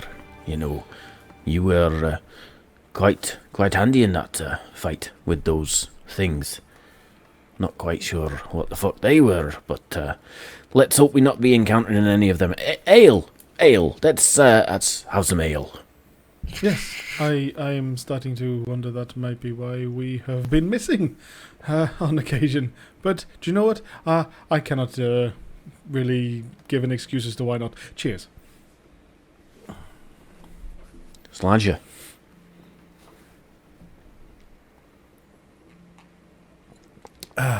So, what brings you back up to my humble crow's nest? As you said, we've not seen them before, and as much as I was below decks when they arrived, I wanted to be up here to see if any others came about. Simply 2 pairs of eyes are going to be better than 1, would you not say? Absolutely. More than welcome to share the nest and eyes on to 4 pairs of 4 pairs to 4 eyes are better than none, I say. Yeah, that is good mathematics. Yes. Mather what? Lovely horizon. Aye, you should have seen the sunrise. That was almost as good as the sunset, but not quite. Maybe see, I like a sunrise, I have to say. A sunset more than a sunrise. Not to say I'm not an early riser. I just yes, sunsets are nice. I'm quite partial to both. I don't know if I can get out of here, to be honest. But so I see quite a bit. Of course, you get the odd bird that shits on your head, but quick bit of ale will wash that straight off. I shall try to avoid that, to be honest. But, oh my goodness me. Imagine if one of those had crapped on you. That would have been horrible. I imagine that's kind of like what an albatross shitting on your head be like. Pretty bad. Let's hope we don't see either one of them either. Aye, well, if any bird gets a little bit too close, maybe you and I have some practice with these things and try and dissuade them from crapping anywhere near my nest. If they get too close, then maybe we'll have no choice. Then again, saying that, I'm quite partial to smaller birds, smaller ones. I've, used to raise them in me time, and, yeah. Was good with the odd pigeon and dove, occasionally a crow or two. The small animals that we would hunt in my youth were more land and ground animals in the forests, so that is more what I am used to hunting and, having for our meals. Oh, no, I don't mean hunting, I mean raising and keeping. Looking after. Then that is very much out of my wheelhouse. I have never been one for keeping pets. Oy. Well, I get quite a few of the avian visitors up here, so the odd bit of bird shit on your head. It's not too bad when you've... I've got you for a company now, not necessarily need all those birds, but, aye. It's fun up here, no? Yes, it is a lovely view. It is very nice. Do you like it away from all the noise of everything else that is going on? I do not like to be necessarily enclosed under the deck. It is much nicer to be able to see what is going on. I am the same. Spent far too long under the mountains. It's good air. Always fresh. This high. Absolutely. It is also quite unusual. You are high up here, and yet, quite frankly, most people would not even think of looking up here if they were going to look at the ship. They would most likely look at the lower deck. So even here, we are so overt, it is covert. It is so unusual that we would not be seen necessarily up here more than, I don't know, the captain. So, we're what? We are so in the open that people do not see us. It is very it is an unusual. It is an unusual trick of trying not to be seen, to be hidden. That quite often, if you are skulking around, then people would see it, and you would look out of place. But if you just simply walk down the street with everyone else, no one would see each other. It is an interesting thing, and to this environment, that does not pertain. So it would be that we are up in the crow's nest, so people do not see us up here, but they would be looking as to who is manning the cannons, who is manning the wheel. So that is what people would be looking at if anyone came to, and that is why I am up here. Aye. Good. Glad we're on the same page. You talk very fast. You know that? No. Oh, well, you talk very fast, but, it's nice to have someone to talk to, other than birds that don't really talk back. So, yes, on to duties before I miss something and the captain has my, balls for his soup, I guess. Does one eat ball soup? I don't know. Anyway, whatever. Look, if you need it, there's a spyglass in the bag. Very good, thank you. May I borrow it while I'm up here? Aye, you crack on. I'm fairly good with my eyes anyway. It's when I spot something I tend to use it to see closer, to get closer, get a better eye on what I've spotted in the distance.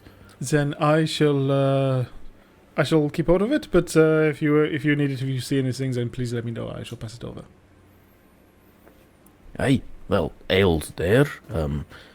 Some food will get brought up by the pulley system at some point. I know you've just eaten. I saw that down there. Don't suppose you brought anything up with you, did you? Sorry, I did not anticipate. I am so sorry. No, not to worry. Not to worry. I was just sat here doing nothing. You were busy stabbing and firing and doing all your dancing around, prancing shit things. Your friend was very good at his flip off the side. Was that planned? I don't say that was necessarily planned. I think that was more of the environment caught him off guard. I have to say it nearly caught me off guard, but thankfully maybe I was in a better position to keep a hold. Hey, on that note, here, and pulls out a bit of rope and sort of just, may I? Loops it around your waist before you can answer and ties. Oh my. Just in case Romeo decides to flip the ship again, we don't want you flying out the nest. Yes, I'm sure that we would be... Not before you've got wings. Absolument. We should be catapulted if he does that again from up here. Aye, well, at least we're tethered, so only go so far. Might hurt on the way back, but at least we can get back up. Yes, I did not think about that, but oh well. Better than falling thousands of feet, I suppose. Aye, well, to duties. You got anything else you can ask, but I best be having me eyes on. Very good. I shall check this side. Cool. At this moment then, as everybody sort of goes about their various antics, Karsis will turn to Romeo. You're quite good with a ship, you know. Highly impressed with your skills at steering. Well, yes, it's talent of mine. I'm well trained. Well trained. Aye, it shows. Strong hands, you see. Strong hands. Well, anyway, I think I'll go find where Lex is and see what he's up to. I'll see you around, Captain Romeo. Aye, yeah, cool, sure. Yeah, be seeing you.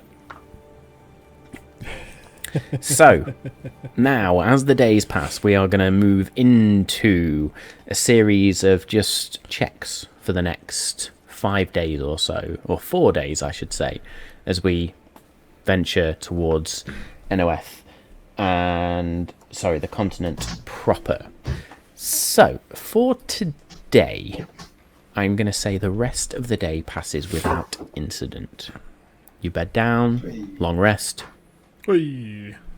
So is it point Lex, back? I am going to ask you to roll me a... Roll me a straight intelligence check, please. Oh, that was nearly good. It rolled from 18 to 5. So even though you now are sort of working with your Tinker's tools and under the guidance of Dis, you're still not quite there with enough knowledge of how to use these tools properly. But between you and Dis, you do begin to sketch out some sort of almost exoskeleton type mechanism for Cog. You've got the beginnings of a design on the first day. Oh. As you bed down, shifts are taken, watches, Jewel, you and Prodmar agree actually that it's good for one of you to take a period, and then you sort of rotate through these watch shifts, and Prodmar is actually glad for some rest. It's difficult in the crow's nest with two of you as one begins to fall asleep, especially a dwarf who's fairly bulky, but you make do. Sit on his lap, As the second day as the second day dawns, then I need somebody to roll me a D100, please. Go on, Danny. Oh no, yeah, because I'm renowned for my good rolls. 97. Ooh. 97. Shame it's not a teleport spell. That'd be a good one. You, at some point, clouds begin to sort of just form around, and you can hear sort of the very faint sounds of thunder. And Crodmar at some point just nudges you, Jewel. The fuck is that over there? And you look out, and you sort of share the spyglass between you. Make me a perception check, please, with advantage, because you are using the spyglass. Nice. Perception check with advantage. 15. 15. As you sort of look out, and Crodmar, was that a person? You can see this tornado type thing that's formed in the air, and atop this grey-skinned creature just sort of bouncing around, and you can hear it now, the faint screams, just...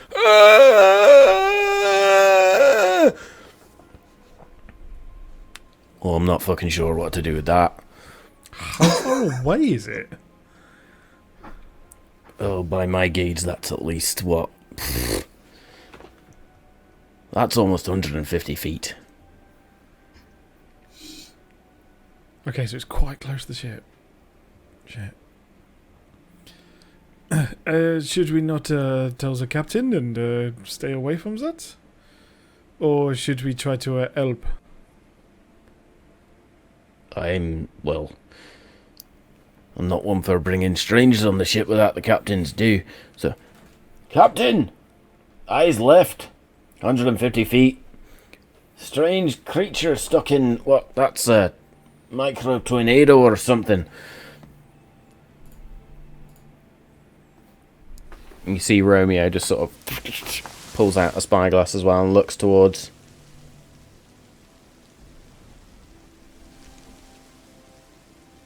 Now, I've seen some crazy shit. How did a Goliath get caught in a micro tornado and blown out this far to sea? Like, Poor Dagon. folks from Thalissa, like, you lot, we're on your dime right now. Like, if you want to divert, try and rescue them, we can. I don't fancy flying into that tornado, but that individual is going to drop at some point, and that's not going to be pretty. Yeah, I mean, is it really worth... Okay, so first of all, Jewel will drop down to have this conversation, I suppose. True pirate style, you actually use the rope and just all the way down.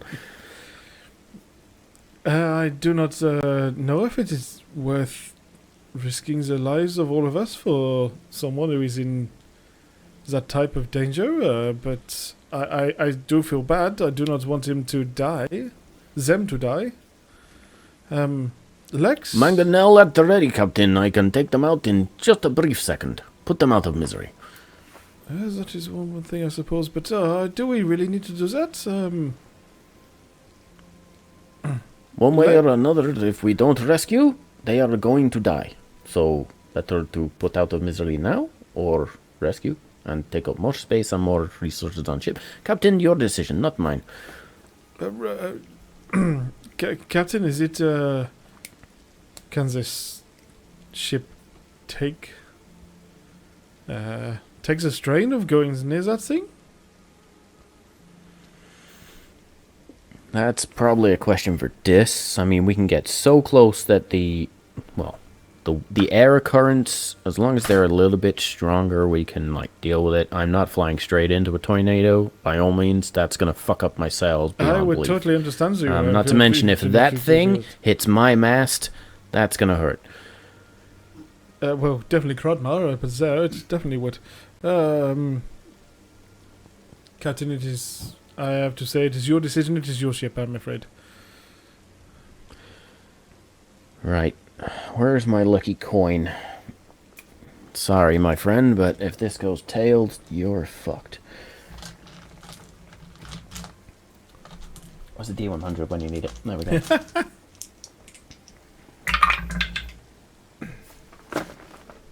Oh. Tyragar. On your aim.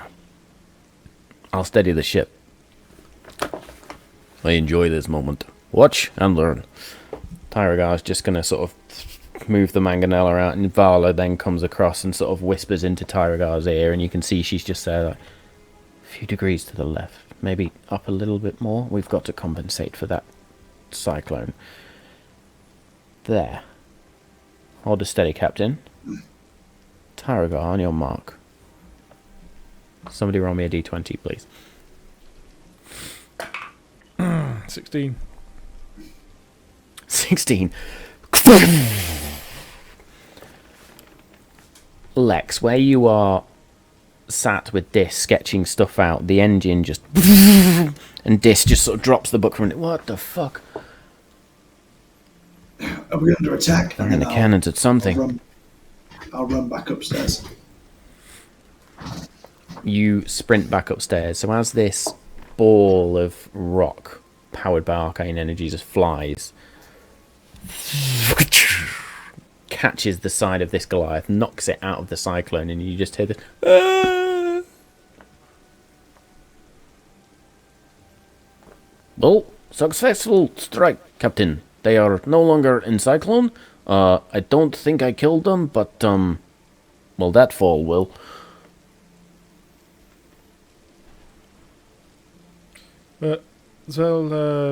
Taragaz, I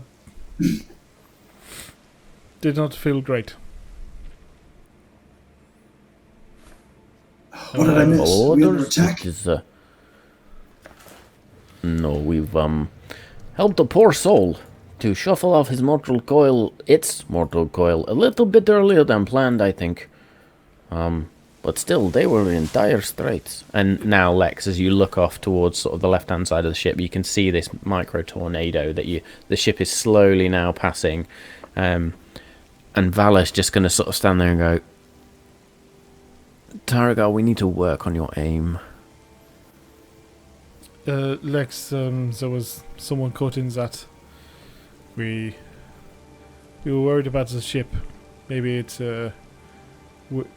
we could not save them, so we tried to put them out of their misery. The real world We is put really, them out of misery. They fall. They have probably die before it hit water. It's fine. Yes. So. I feel like we tried to do the right thing, but I suppose, the way to hell is paved with good intentions, I suppose. So it was an assisted death to show mercy because they were in suffering. Is that what we're saying? Yeah, I suppose so. I feels like I jumped to some conclusions there. Not sure how I feels about this. Did the person consent to the assisted death? Would you want to be in a tornado Did you for the want to rest go of fly your out and ask time? them? You fly? Well, I feel like we're trying to justify a murder here. Sorry. Oh, then it's okay. You've apologized. It's all better now. Not. Very good. Well, if it's for the Romeo at this point is just there like, greater good, I suppose. maybe next time we'll get a little bit closer, see if we can help individual of that sort of manner. I'm not going to lie, So I have never seen that sort of ship before. There's just twice in 2 days, you guys have been on my ship. Sorry, you folks have been on my ship, and shit has happened that has never happened before. Who the fuck gets caught up in a tornado and carried out to sea? I suppose the internal dilemma, or not dilemma, or thought process of Lex is back on his home world, where he's been from. That sort of thing happens to keep the gears turning and for the greater good. If one of the hive must satisfy themselves, then that'll happen. But does that apply to this real world situation? I've just caught what Dave said in the back there. Sorry. It has to be said. Anyway, It's carry on. literally ingrained. You would also note that Julie's also not particularly happy with what's just happened. And is kind of just like, a lot just happened at once then, wasn't quite sure, and is trying to deal also with the what has just happened sort of scenario, and doesn't feel like she handled it particularly well.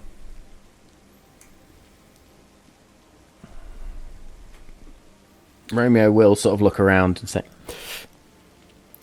look, we're not anyone or any crew for senseless murder, so let's maybe take some more thought next time and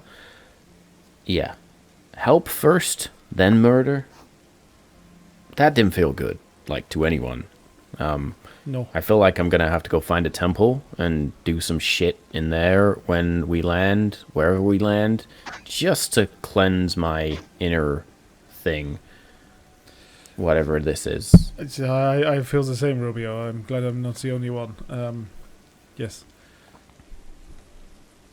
This Yeah. is That's far nice. beyond Nice. my comfort zone, and this journey I've put myself on has put me there far more than often. It's definitely a learning Carsis is experience. still sort of looking out over the side. Just sort of, you've had a long fucking way.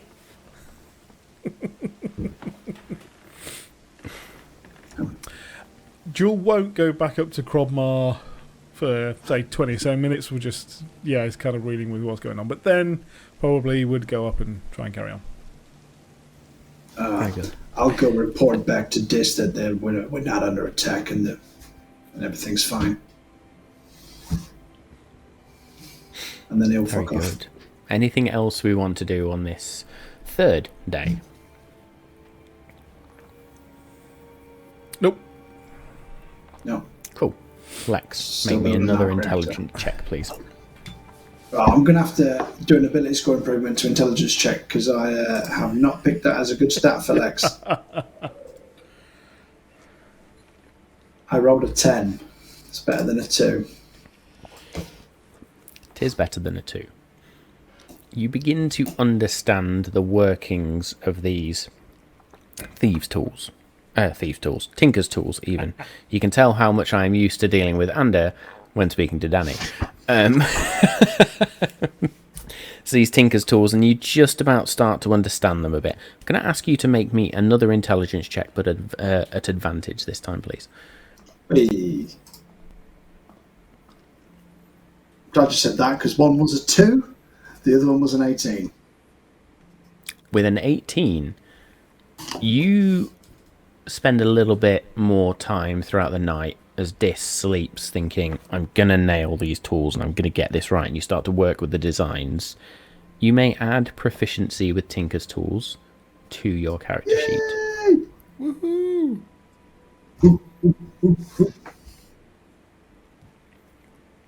As you begin to work more with these tools and understand, and you start to construct like the net, the mesh, if you like, of this exoskeleton of what it's going to form before Cog sort of nudges you as if to say time to sleep. You will take a point of exhaustion for the next day, however. Ooh. Worth it. He says now. Wrong So- ship. As day 4 turns around then, and you are not far from Enoeth now, you can begin to see in the far distance on this clear morning, through the mist, just about, you can begin to see the landmass of Enoeth. And you have flown over a few islands. As I pull up my map, because my brain's just decided to, no, don't edit it. There we go. So sorry, you've not flown across a few islands. As you sort of out towards the left-hand side of the ship, if you're looking, you can see a large peninsula of sorts, or at least where the land juts out. And you still continue to head north. I need somebody to roll me a D100, please. I believe, Danny, it's your turn, I think. No, I think it's my turn. I think Danny. I did the Is it first your one, turn, yeah. is it? Yes, no, sorry, it is Dave's turn. Yes, sorry. 11. 11.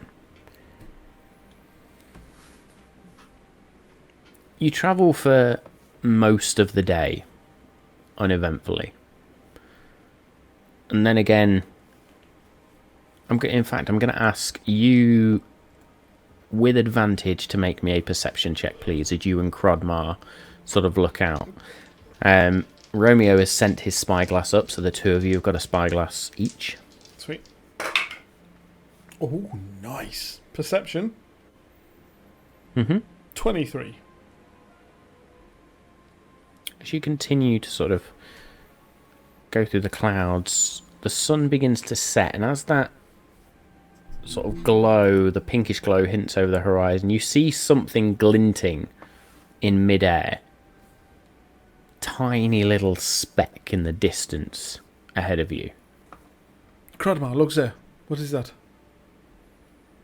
What? That little The glint. speck? Yes, where am I pointing? What is it?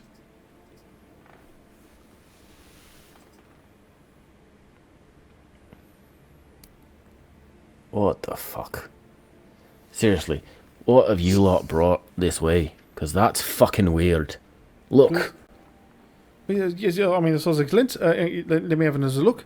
As you what am I focus seeing? in now, you can see a blade floating in midair. We meant to go and save this time? As that would be terribly awkward if we... That's a flying blade. Like, if you want to go try and cut your hands trying to rescue that from fucking midair, you feel free, but I'm not touching any fucking flying swords. Carsis! Can you see that blade? Is that you? Carsis has just been sort of lent, staring at Romeo. What? Sorry? That way! The blade out there. You want to be chucking down a spyglass or something so I can fucking see it? Pardon. One moment. She'll come down the rope again and then throw it over. Hey, what am I fucking looking at? Well, I dealt with bigger things in my time, but... Somebody make me a perception check for Carsis, please. With advantage? So you got Just a minus straight 3 for perception perception. check, please.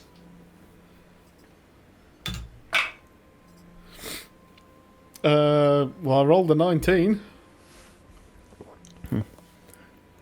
So 16 altogether. Forgot that. Is this spyglass funny, or is that a floating sword? Yes, that is a floating sword. I thought it may have even been something you did. No?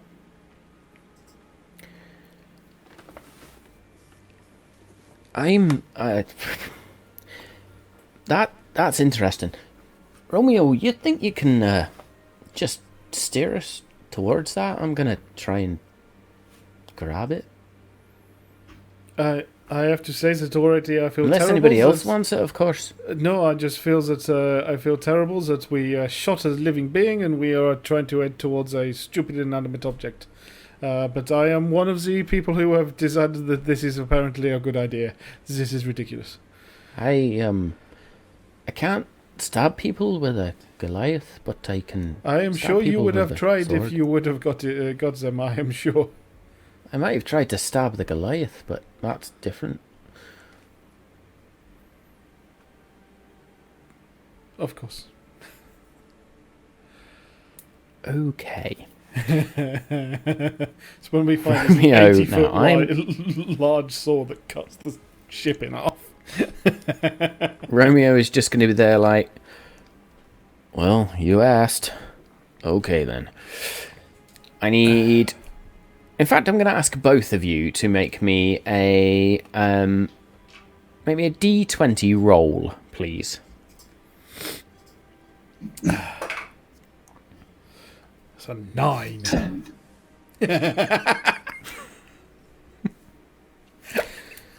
Romeo begins to steer the ship and sort of presses a couple of gemstones, and the ship sort of starts to go up and down, the left and right, as Romeo's really trying to zero in on this. Carsis has sort of sprinted up to the front of the ship itself and is just holding one of their hands out, ready to catch this. And in that moment, there's just a... do I?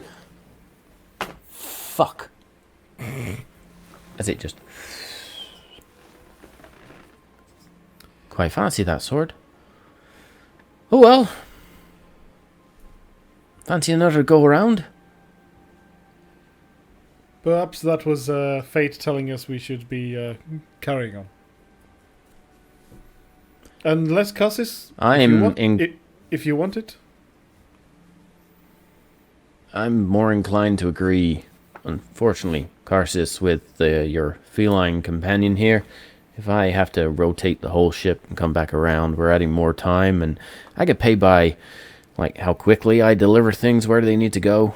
we've got another couple of days to Zumkar, and then we need to follow the coast round. So, Then please, we do not your want call, but to delay you. We do not want to delay you. Please, let's stay on track. If that's one of those fucking swords out of the deck of many things, then we're going to be pissed.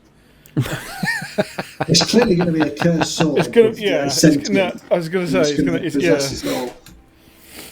Honestly, I just Oh, imagine. Cassis with a Yes, moon yeah, but blade. also Cassis with a sentient sword. I mean, we all want to see that. So, What, when it tells him to kill us all? well, it'd still be funny.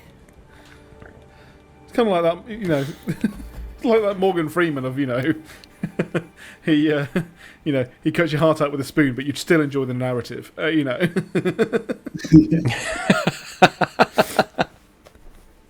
very good. As Romeo then sort of pats Cassis on their shoulder, just like, maybe you can buy a new sword in, I don't know, well, we'll stop in Zumkar for a little bit. You can buy a new sword. That's like a fine one. I'm not going to lie. That's beautiful. But if you're in the market for something new, then I don't know. Maybe buy another one, or I don't know. What are you looking for? Two? Cassis is just going to sort of look at the hand on their shoulder and just sort of smiles and looks off to the side. And day 4 passes. As I do quick maths in my head there. Lex, roll me an intelligence check with your proficiency bonus now, please. Have I still got my level of exhaustion, or have I rested?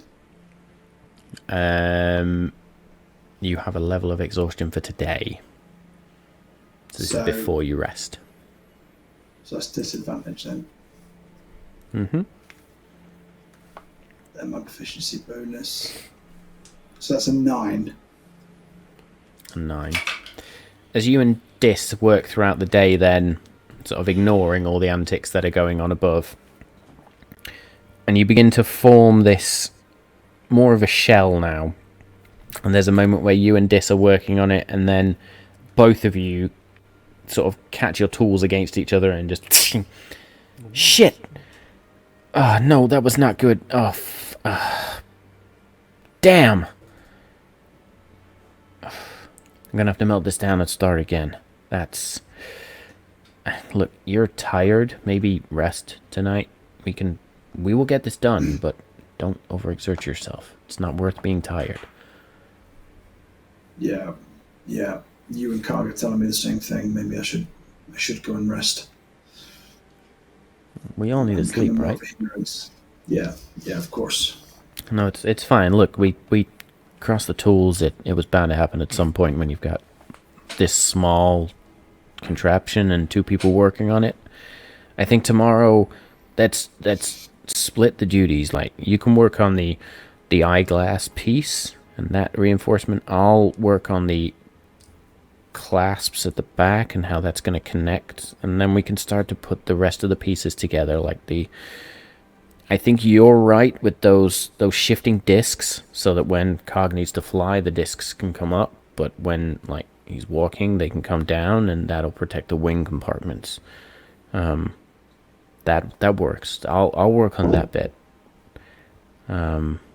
Let's get some sleep. I need to quickly check the engine anyway, so you'll go get some sleep and I'll do that, and then I'll see you in the morning, okay? Thank you. Really appreciate it. And then I'll slump off. No, thank you. This is like amazing to be able to work on this. So many more ideas for Rend, having seen Cog now. I've got some shit to do when we've sort of departed ways. Sorry, departed. That's totally the wrong term. Sorry, sleep. No, we can talk about this in the morning. Yeah, we're getting ahead of ourselves again. I'll see you in the morning. I'm expecting Cog's going to have like little mini arcane cannons that come out of his shoulder, like War Machine. Little pea shooters, potato guns. Yeah. Or it could be, I'm going to hit him with the ex-wife. Hammer tech? I was thinking exactly the same thing. I was thinking about his password, War Machine Rocks. I can't believe that.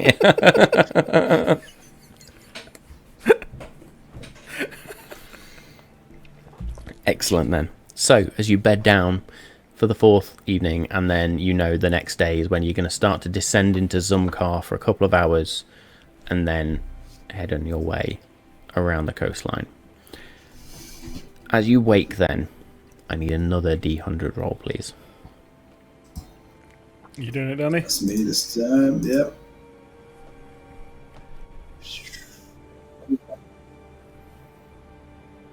Hmm? 21. 21. Yep.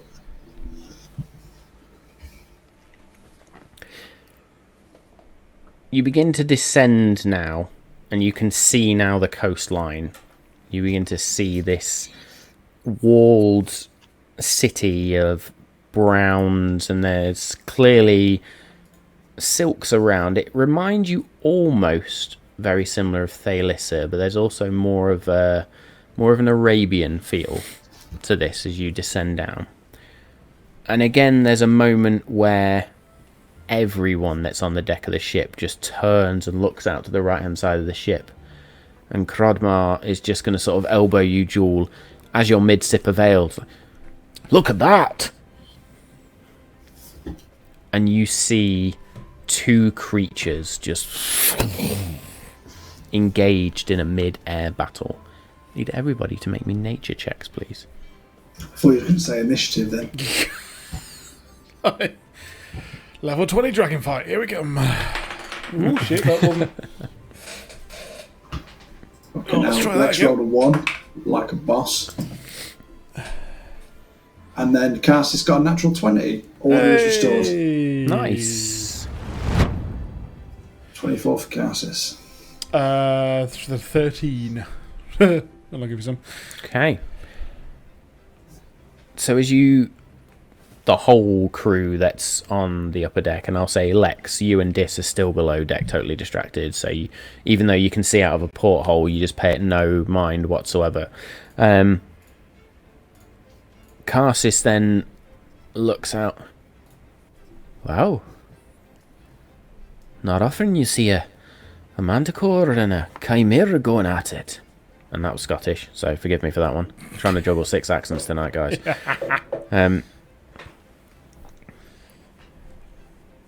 That's pretty cool. And you see this manticore with a tail of spikes just as the chimera with its dragon head bites in and then swirls back around and uses the sheep's horns to just... Captain, I hope I don't need to say this, but let's not intervene in that, maybe? I am sure that with everything that has gone on... We're leaving them to it. Hell, if they want to go try and get that Goliath, fan-fucking-tastic. But no, we're... Zumkar is there. That's, what, another couple of hours? We're heading that way. They can fuck right off. If they get near the ship, then ready the mangonels, but no, I don't want to mess with either a chimera or a manicore. They're not fun. Those two I have encountered. They're not native to where we are going, I hope? Chimeras and manicores are fairly common across Zenoweth, to be honest. Manicores more than chimeras, but yeah. Get quite a lot of manicores in the mountains and sort of more aerial regions. But, that is why I think I have not necessarily seen one in person before. I have obviously heard of them. Well, based on your accent, no, you probably got the elves clearing most of the mountain regions there. So, yes, quite possibly. A chimera probably will bide its time and just wait, or be able to fend off a group of elves, but a manicore, with their accuracy, slim pickings. Well, I suppose as long as we stay far enough away, this is just simply an interesting thing to watch. For now. And you do spectate as this chimera manticore just... there's bites and tears, and then eventually the manticore just drops, and you can see that the Chimera has dug its great sort of lion claws into it and just wrenched out the throat. And there's this roar from the Chimera as it then dips and dives after the Manticore, not wanting a meal to slip on by. Crodmar at this point with you, Jewel, is just there, just open mouthed. That was fucking awesome. That does take some beating, I have to say. Nature at its finest, I suppose. It is very natural. We all Survival of the fittest, definitely. Yes, although that could have gone either way by the looks of it. However, quite the spectacle. Well, if you were ever come across a manticore, you want to watch for the tail spikes. They tend to leave them behind. They're quite valuable, actually, so if you manage to find a few, you can sell them. But yes, they swing them from some force. I've seen the odd dwarf or two get totally impaled by a manticore spike. Chimeras, on the other hand, woof. I think if I ever come across them in close quarters, I shall do my very best to get out of close quarters from them and probably come back for the tail if they are dead. But yeah, I'm pretty sure I should just toot sweet in the opposite direction. Aye, probably for the best. Now, chimeras, they're, like, very strongly magical. I mean, you don't get a dragon's head, a lion's head, and a fucking sheep's head out of nothing. So, I mean, if you find a dead one of them, make sure you carve as much as you can from it. It's good stuff. Like the dragon's claws. I've heard of actually you can use the whole pelt and craft quite clever magical items. It's interesting. Sorry, I totally got distracted there. Manticores, spikes, chimera, collect fucking everything, right? Sell it. Big money. Valinor, the hand. Then now you are talking to my If you ever come across a group called the Balinor's Hand and you've skinned a chimera, they will literally bite your hand off for all of those materials. Monster hunters, they love it. The Balinor's Hand? Balinor's Hand, yeah. That's Balinor's like some ancient deity of some sort. Like, I don't know, but yeah, they tend to walk around with either brooches or necklaces of this weird clawed hand. Then I shall keep that in mind. We always want to know where we can sell good stuff. You are Aye. experienced in getting these? Or just in the traffic of the equipment? Am I experienced? Well, in my days before being a spotter on a ship, one had to make some coin somehow, and hunting was one way. Yeah, that is good to know. Well, let's keep an eye out for any others.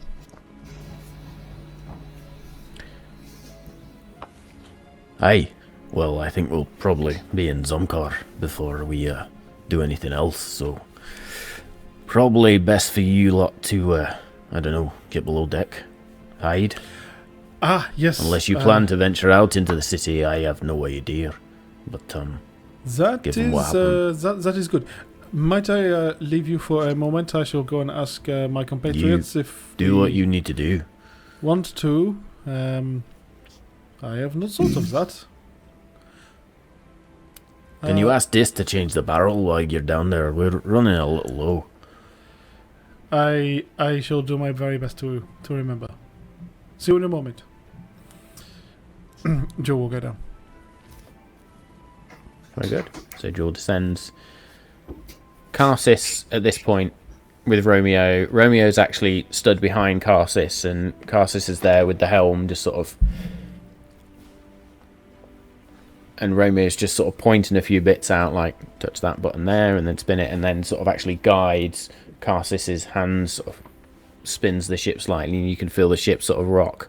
Before goes Romeo to then sea. catches it and pushes it the other day. Too far.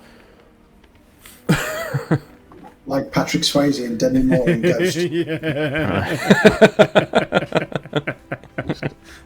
Which one's which? I have a reel to send you that's on that front. I will send that to you two later, which made me laugh a lot yesterday. So very good. So you can see Carsis and Romeo. Jewel, Gus you is- are okay, I trust. yes, we have not spoken as to whether we are going to. Before Romeo, how long are you staying in the city before you move on? Because I hope we might be able to stick with you. I think it might be more beneficial to us. Probably a question for Dis. We need to let the engine rest for a little bit, just to maintain maximum power. But I mean, it generates its own, so I don't know. She may want to chill out for a couple of hours, but I've got a few items to offload in some car, and then we can be on our merry way. Unless you want to explore. If you want to explore, we can stop for longer, but I might ask for a little bit extra coin if that's the case. That is totally understandable. Cassis, did you know if you want to stop over? To stop any longer? Gather some supplies or anything? Why don't we go ask Lex and see what he's up to, and then That was what I was Well, we can- thinking of, yes. well, I'll follow you on your lead. I'll go find Lex. I'll see you later, Romeo. You can show me more about steering this fine wooden ship. Yeah, sure. But by whatever, yeah. You find me, we'll steer. Lex, you are we interrupting? Sorry, this You Could I have a descend moment down with- 2 stairs. You with Lex? find Dis and Lex in very deep concentration. There's sparks, and Cog is just sort of stood very rigid in the middle. Lex, make me a intelligence check with your proficiency bonus, please. I'm going to say advantage because you are technically being aided and helped. Hey, Good, because that was a 2. 10. like those tens. 2 or a 10. That's the only option with me. As Jewel comes down then and sort of says this, Dis slips for a minute but pulls her hand back. Oh! As you then focus in and... Did you get it? Was that it? I'm not sure. Make me a perception check, please. Come on, perception. Oh, shit. Fucking hell, 6. It's gone. 6. Going off a ledge now. You're McDonald's not- rolls. Not quite sure, but then Dis sort of flicks another eyeglass down and peers closer. I think we got it. We can just tidy that clasp up there, but...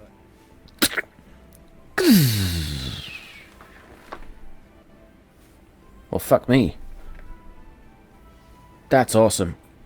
You see now as Cog sort of just almost body rotates round, as the leg connections actually spin round the outer wheel, and Cog settles in, sort of jumps up a couple of times, and then these 2 silver plates that you've attached just or sort of sink top and bottom. The wings spread out and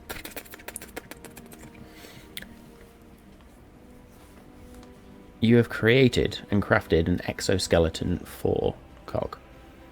Awesome! He's now BB-8. I am going to say that Cog's armor class is now a Ooh, I will figure this out actually, and we will talk about this. I'm also gonna up the HP as a result as well. Nice. Hulkbuster Cog coming at you. Go to sleep, go to sleep, go to sleep, go to sleep. Dick move, Banner. Anyway, as Dis steps back and then says, "Well, we need to analyze." Sorry, Jewel. Wow. We were doing a thing. Did you need Look what we something? did.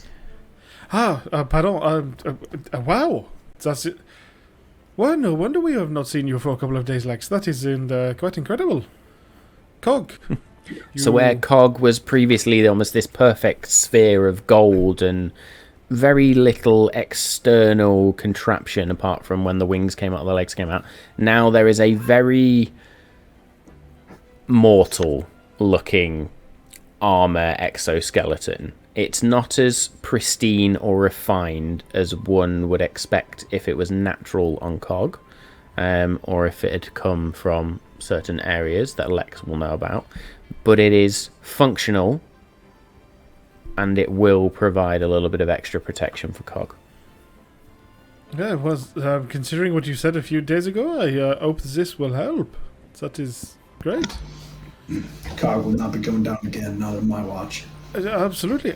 We are only a few hours away from the next stop. A couple of questions. I think we were hoping to carry on to a cruise, which I believe the ship is going to afterwards. So, how long do you think that the ship will want to stay when we get down there?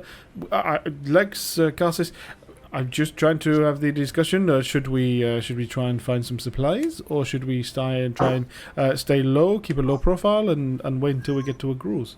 I am guessing we are okay to leave here and not be in trouble. Yeah, do you think the spies will have got as far as Zimcar? Or do you think, will we have to work in the shadows, or can we just move about freely? I'm not Quite sure. frankly, they may well have done, and with the form of magical means of communication, I am sure that if someone wants to hurt us, they will. However, I do not believe that the establishment will be after us as well, and that, I suppose, is an improvement. So, let's hope that we are okay if we go down there. I would keep a low profile anyway, but I believe that it might be something that we could gather some more information, gather some supplies, and then head off to our cruise as soon as the ship is ready to leave.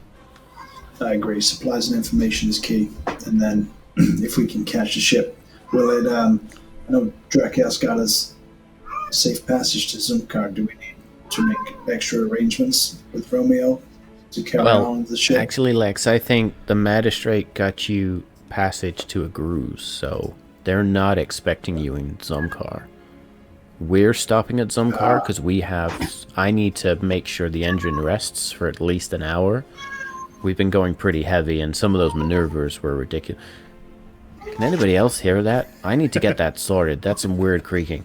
Yeah, my cat is being an absolute prick. Right next to me. He's trying. I don't know what he's doing. I'm building it into the narrative. It's fine. He's trying to bury through the floor. Silly tit. That's some weird creaking in the hull. We need to get that. So, right, Lex, when you get back on, whatever you do after Zomgar, we're fixing that like right away. Yeah. Jules Awesome to have help, by the way. This is. So yeah, I need to let the engine rest. I know Romeo's got some merchandise he needs to move on. Something for Malt Masters or whoever the fuck is out there. I don't pay that much attention. I'm just the engineer. But look, if you guys want to venture out, I believe we will only be a few hours. We shall, 2 hours or so. We shall come back and make sure that we do not delay you. We know, I've spoken to Romeo, we can always pay a little extra to stay longer, but I do not believe that we would need that. Sure, you do what you need to do. Zomkar's an interesting place. It's a little bit like Thalissa, but less marble, more sandstone. That's about all. I don't interact with a lot of people, so Yeah, Make sure. it I mean, quick. there's whole bazaars and like these marketplaces. You can go. If I'm going to encourage you to do one thing while you're there, don't take the prices at face value. Whatever they say, always ask for less. That is talking right up my alley. I'm sure that we shall fit in right at all. Joe, you can handle Awesome. the negotiations there. Well, Rend and I will make sure the engine gets reset and recharges about an hour, as I say. Maybe I'll take 2 just to be on the safe side. Give you folks some like exploration time, and yeah, let's. I'll report that to Romeo, and we can go from there. Should be landing in what? Pokes head out, like looks just through one of the side windows, and what about 2 hours, I guess. So Then we will leave you to it, and if you need to do anything else, always cog. Good luck. I shall see you up on deck. awesome. I just need to document my research, but Lex, you go spend time with your friends.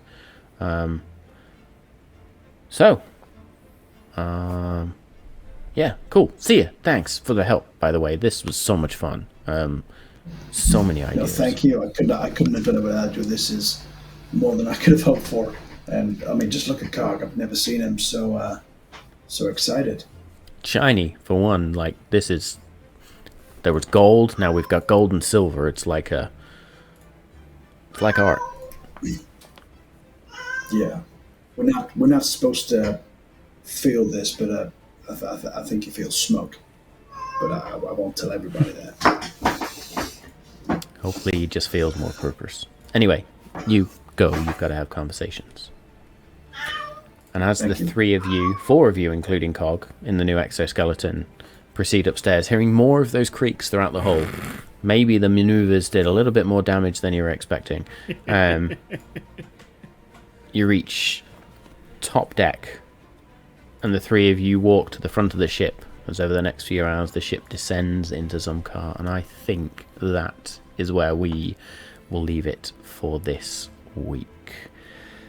So, thank you all so much for joining us with our little encounter at the beginning there and lots of crazy antics.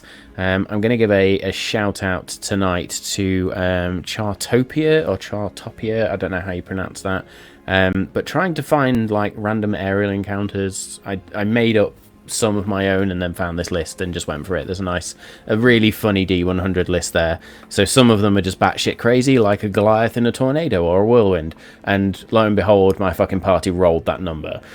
So we had to roll with it. But yes, what a lot of fun. I'm sure there'll be repercussions from that at some point, with guilt and all sorts coming through. So let's see how things go. But I had a lot of fun tonight. Thank you all for joining us. Thank you to my players. We should have a full roster next week again. Samara should be back. Forgive the pronoun usage from all of us tonight. We were all really bad, really shit. We'll be better. We will be better. It's a learning curve for all of us. We're all on this journey together. And it's also hard when you're playing when you're a male playing a non-binary character, so it's difficult on that front, but thank you for the nudges in those right directions.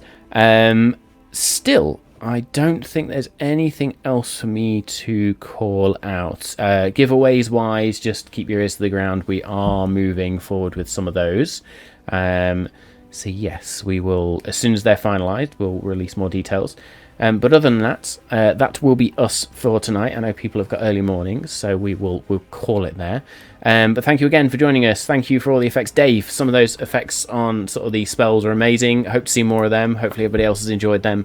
Every little bit to try and make this stream better for everyone. So thank you for that. And yes, that will be us for this evening. So join us next week for episode 9 of Campaign 2 of Malt and Magic as we descend into Zumkar and find out what that city has got to hold for us. Until then, stay safe. We love you all. We will see you next time.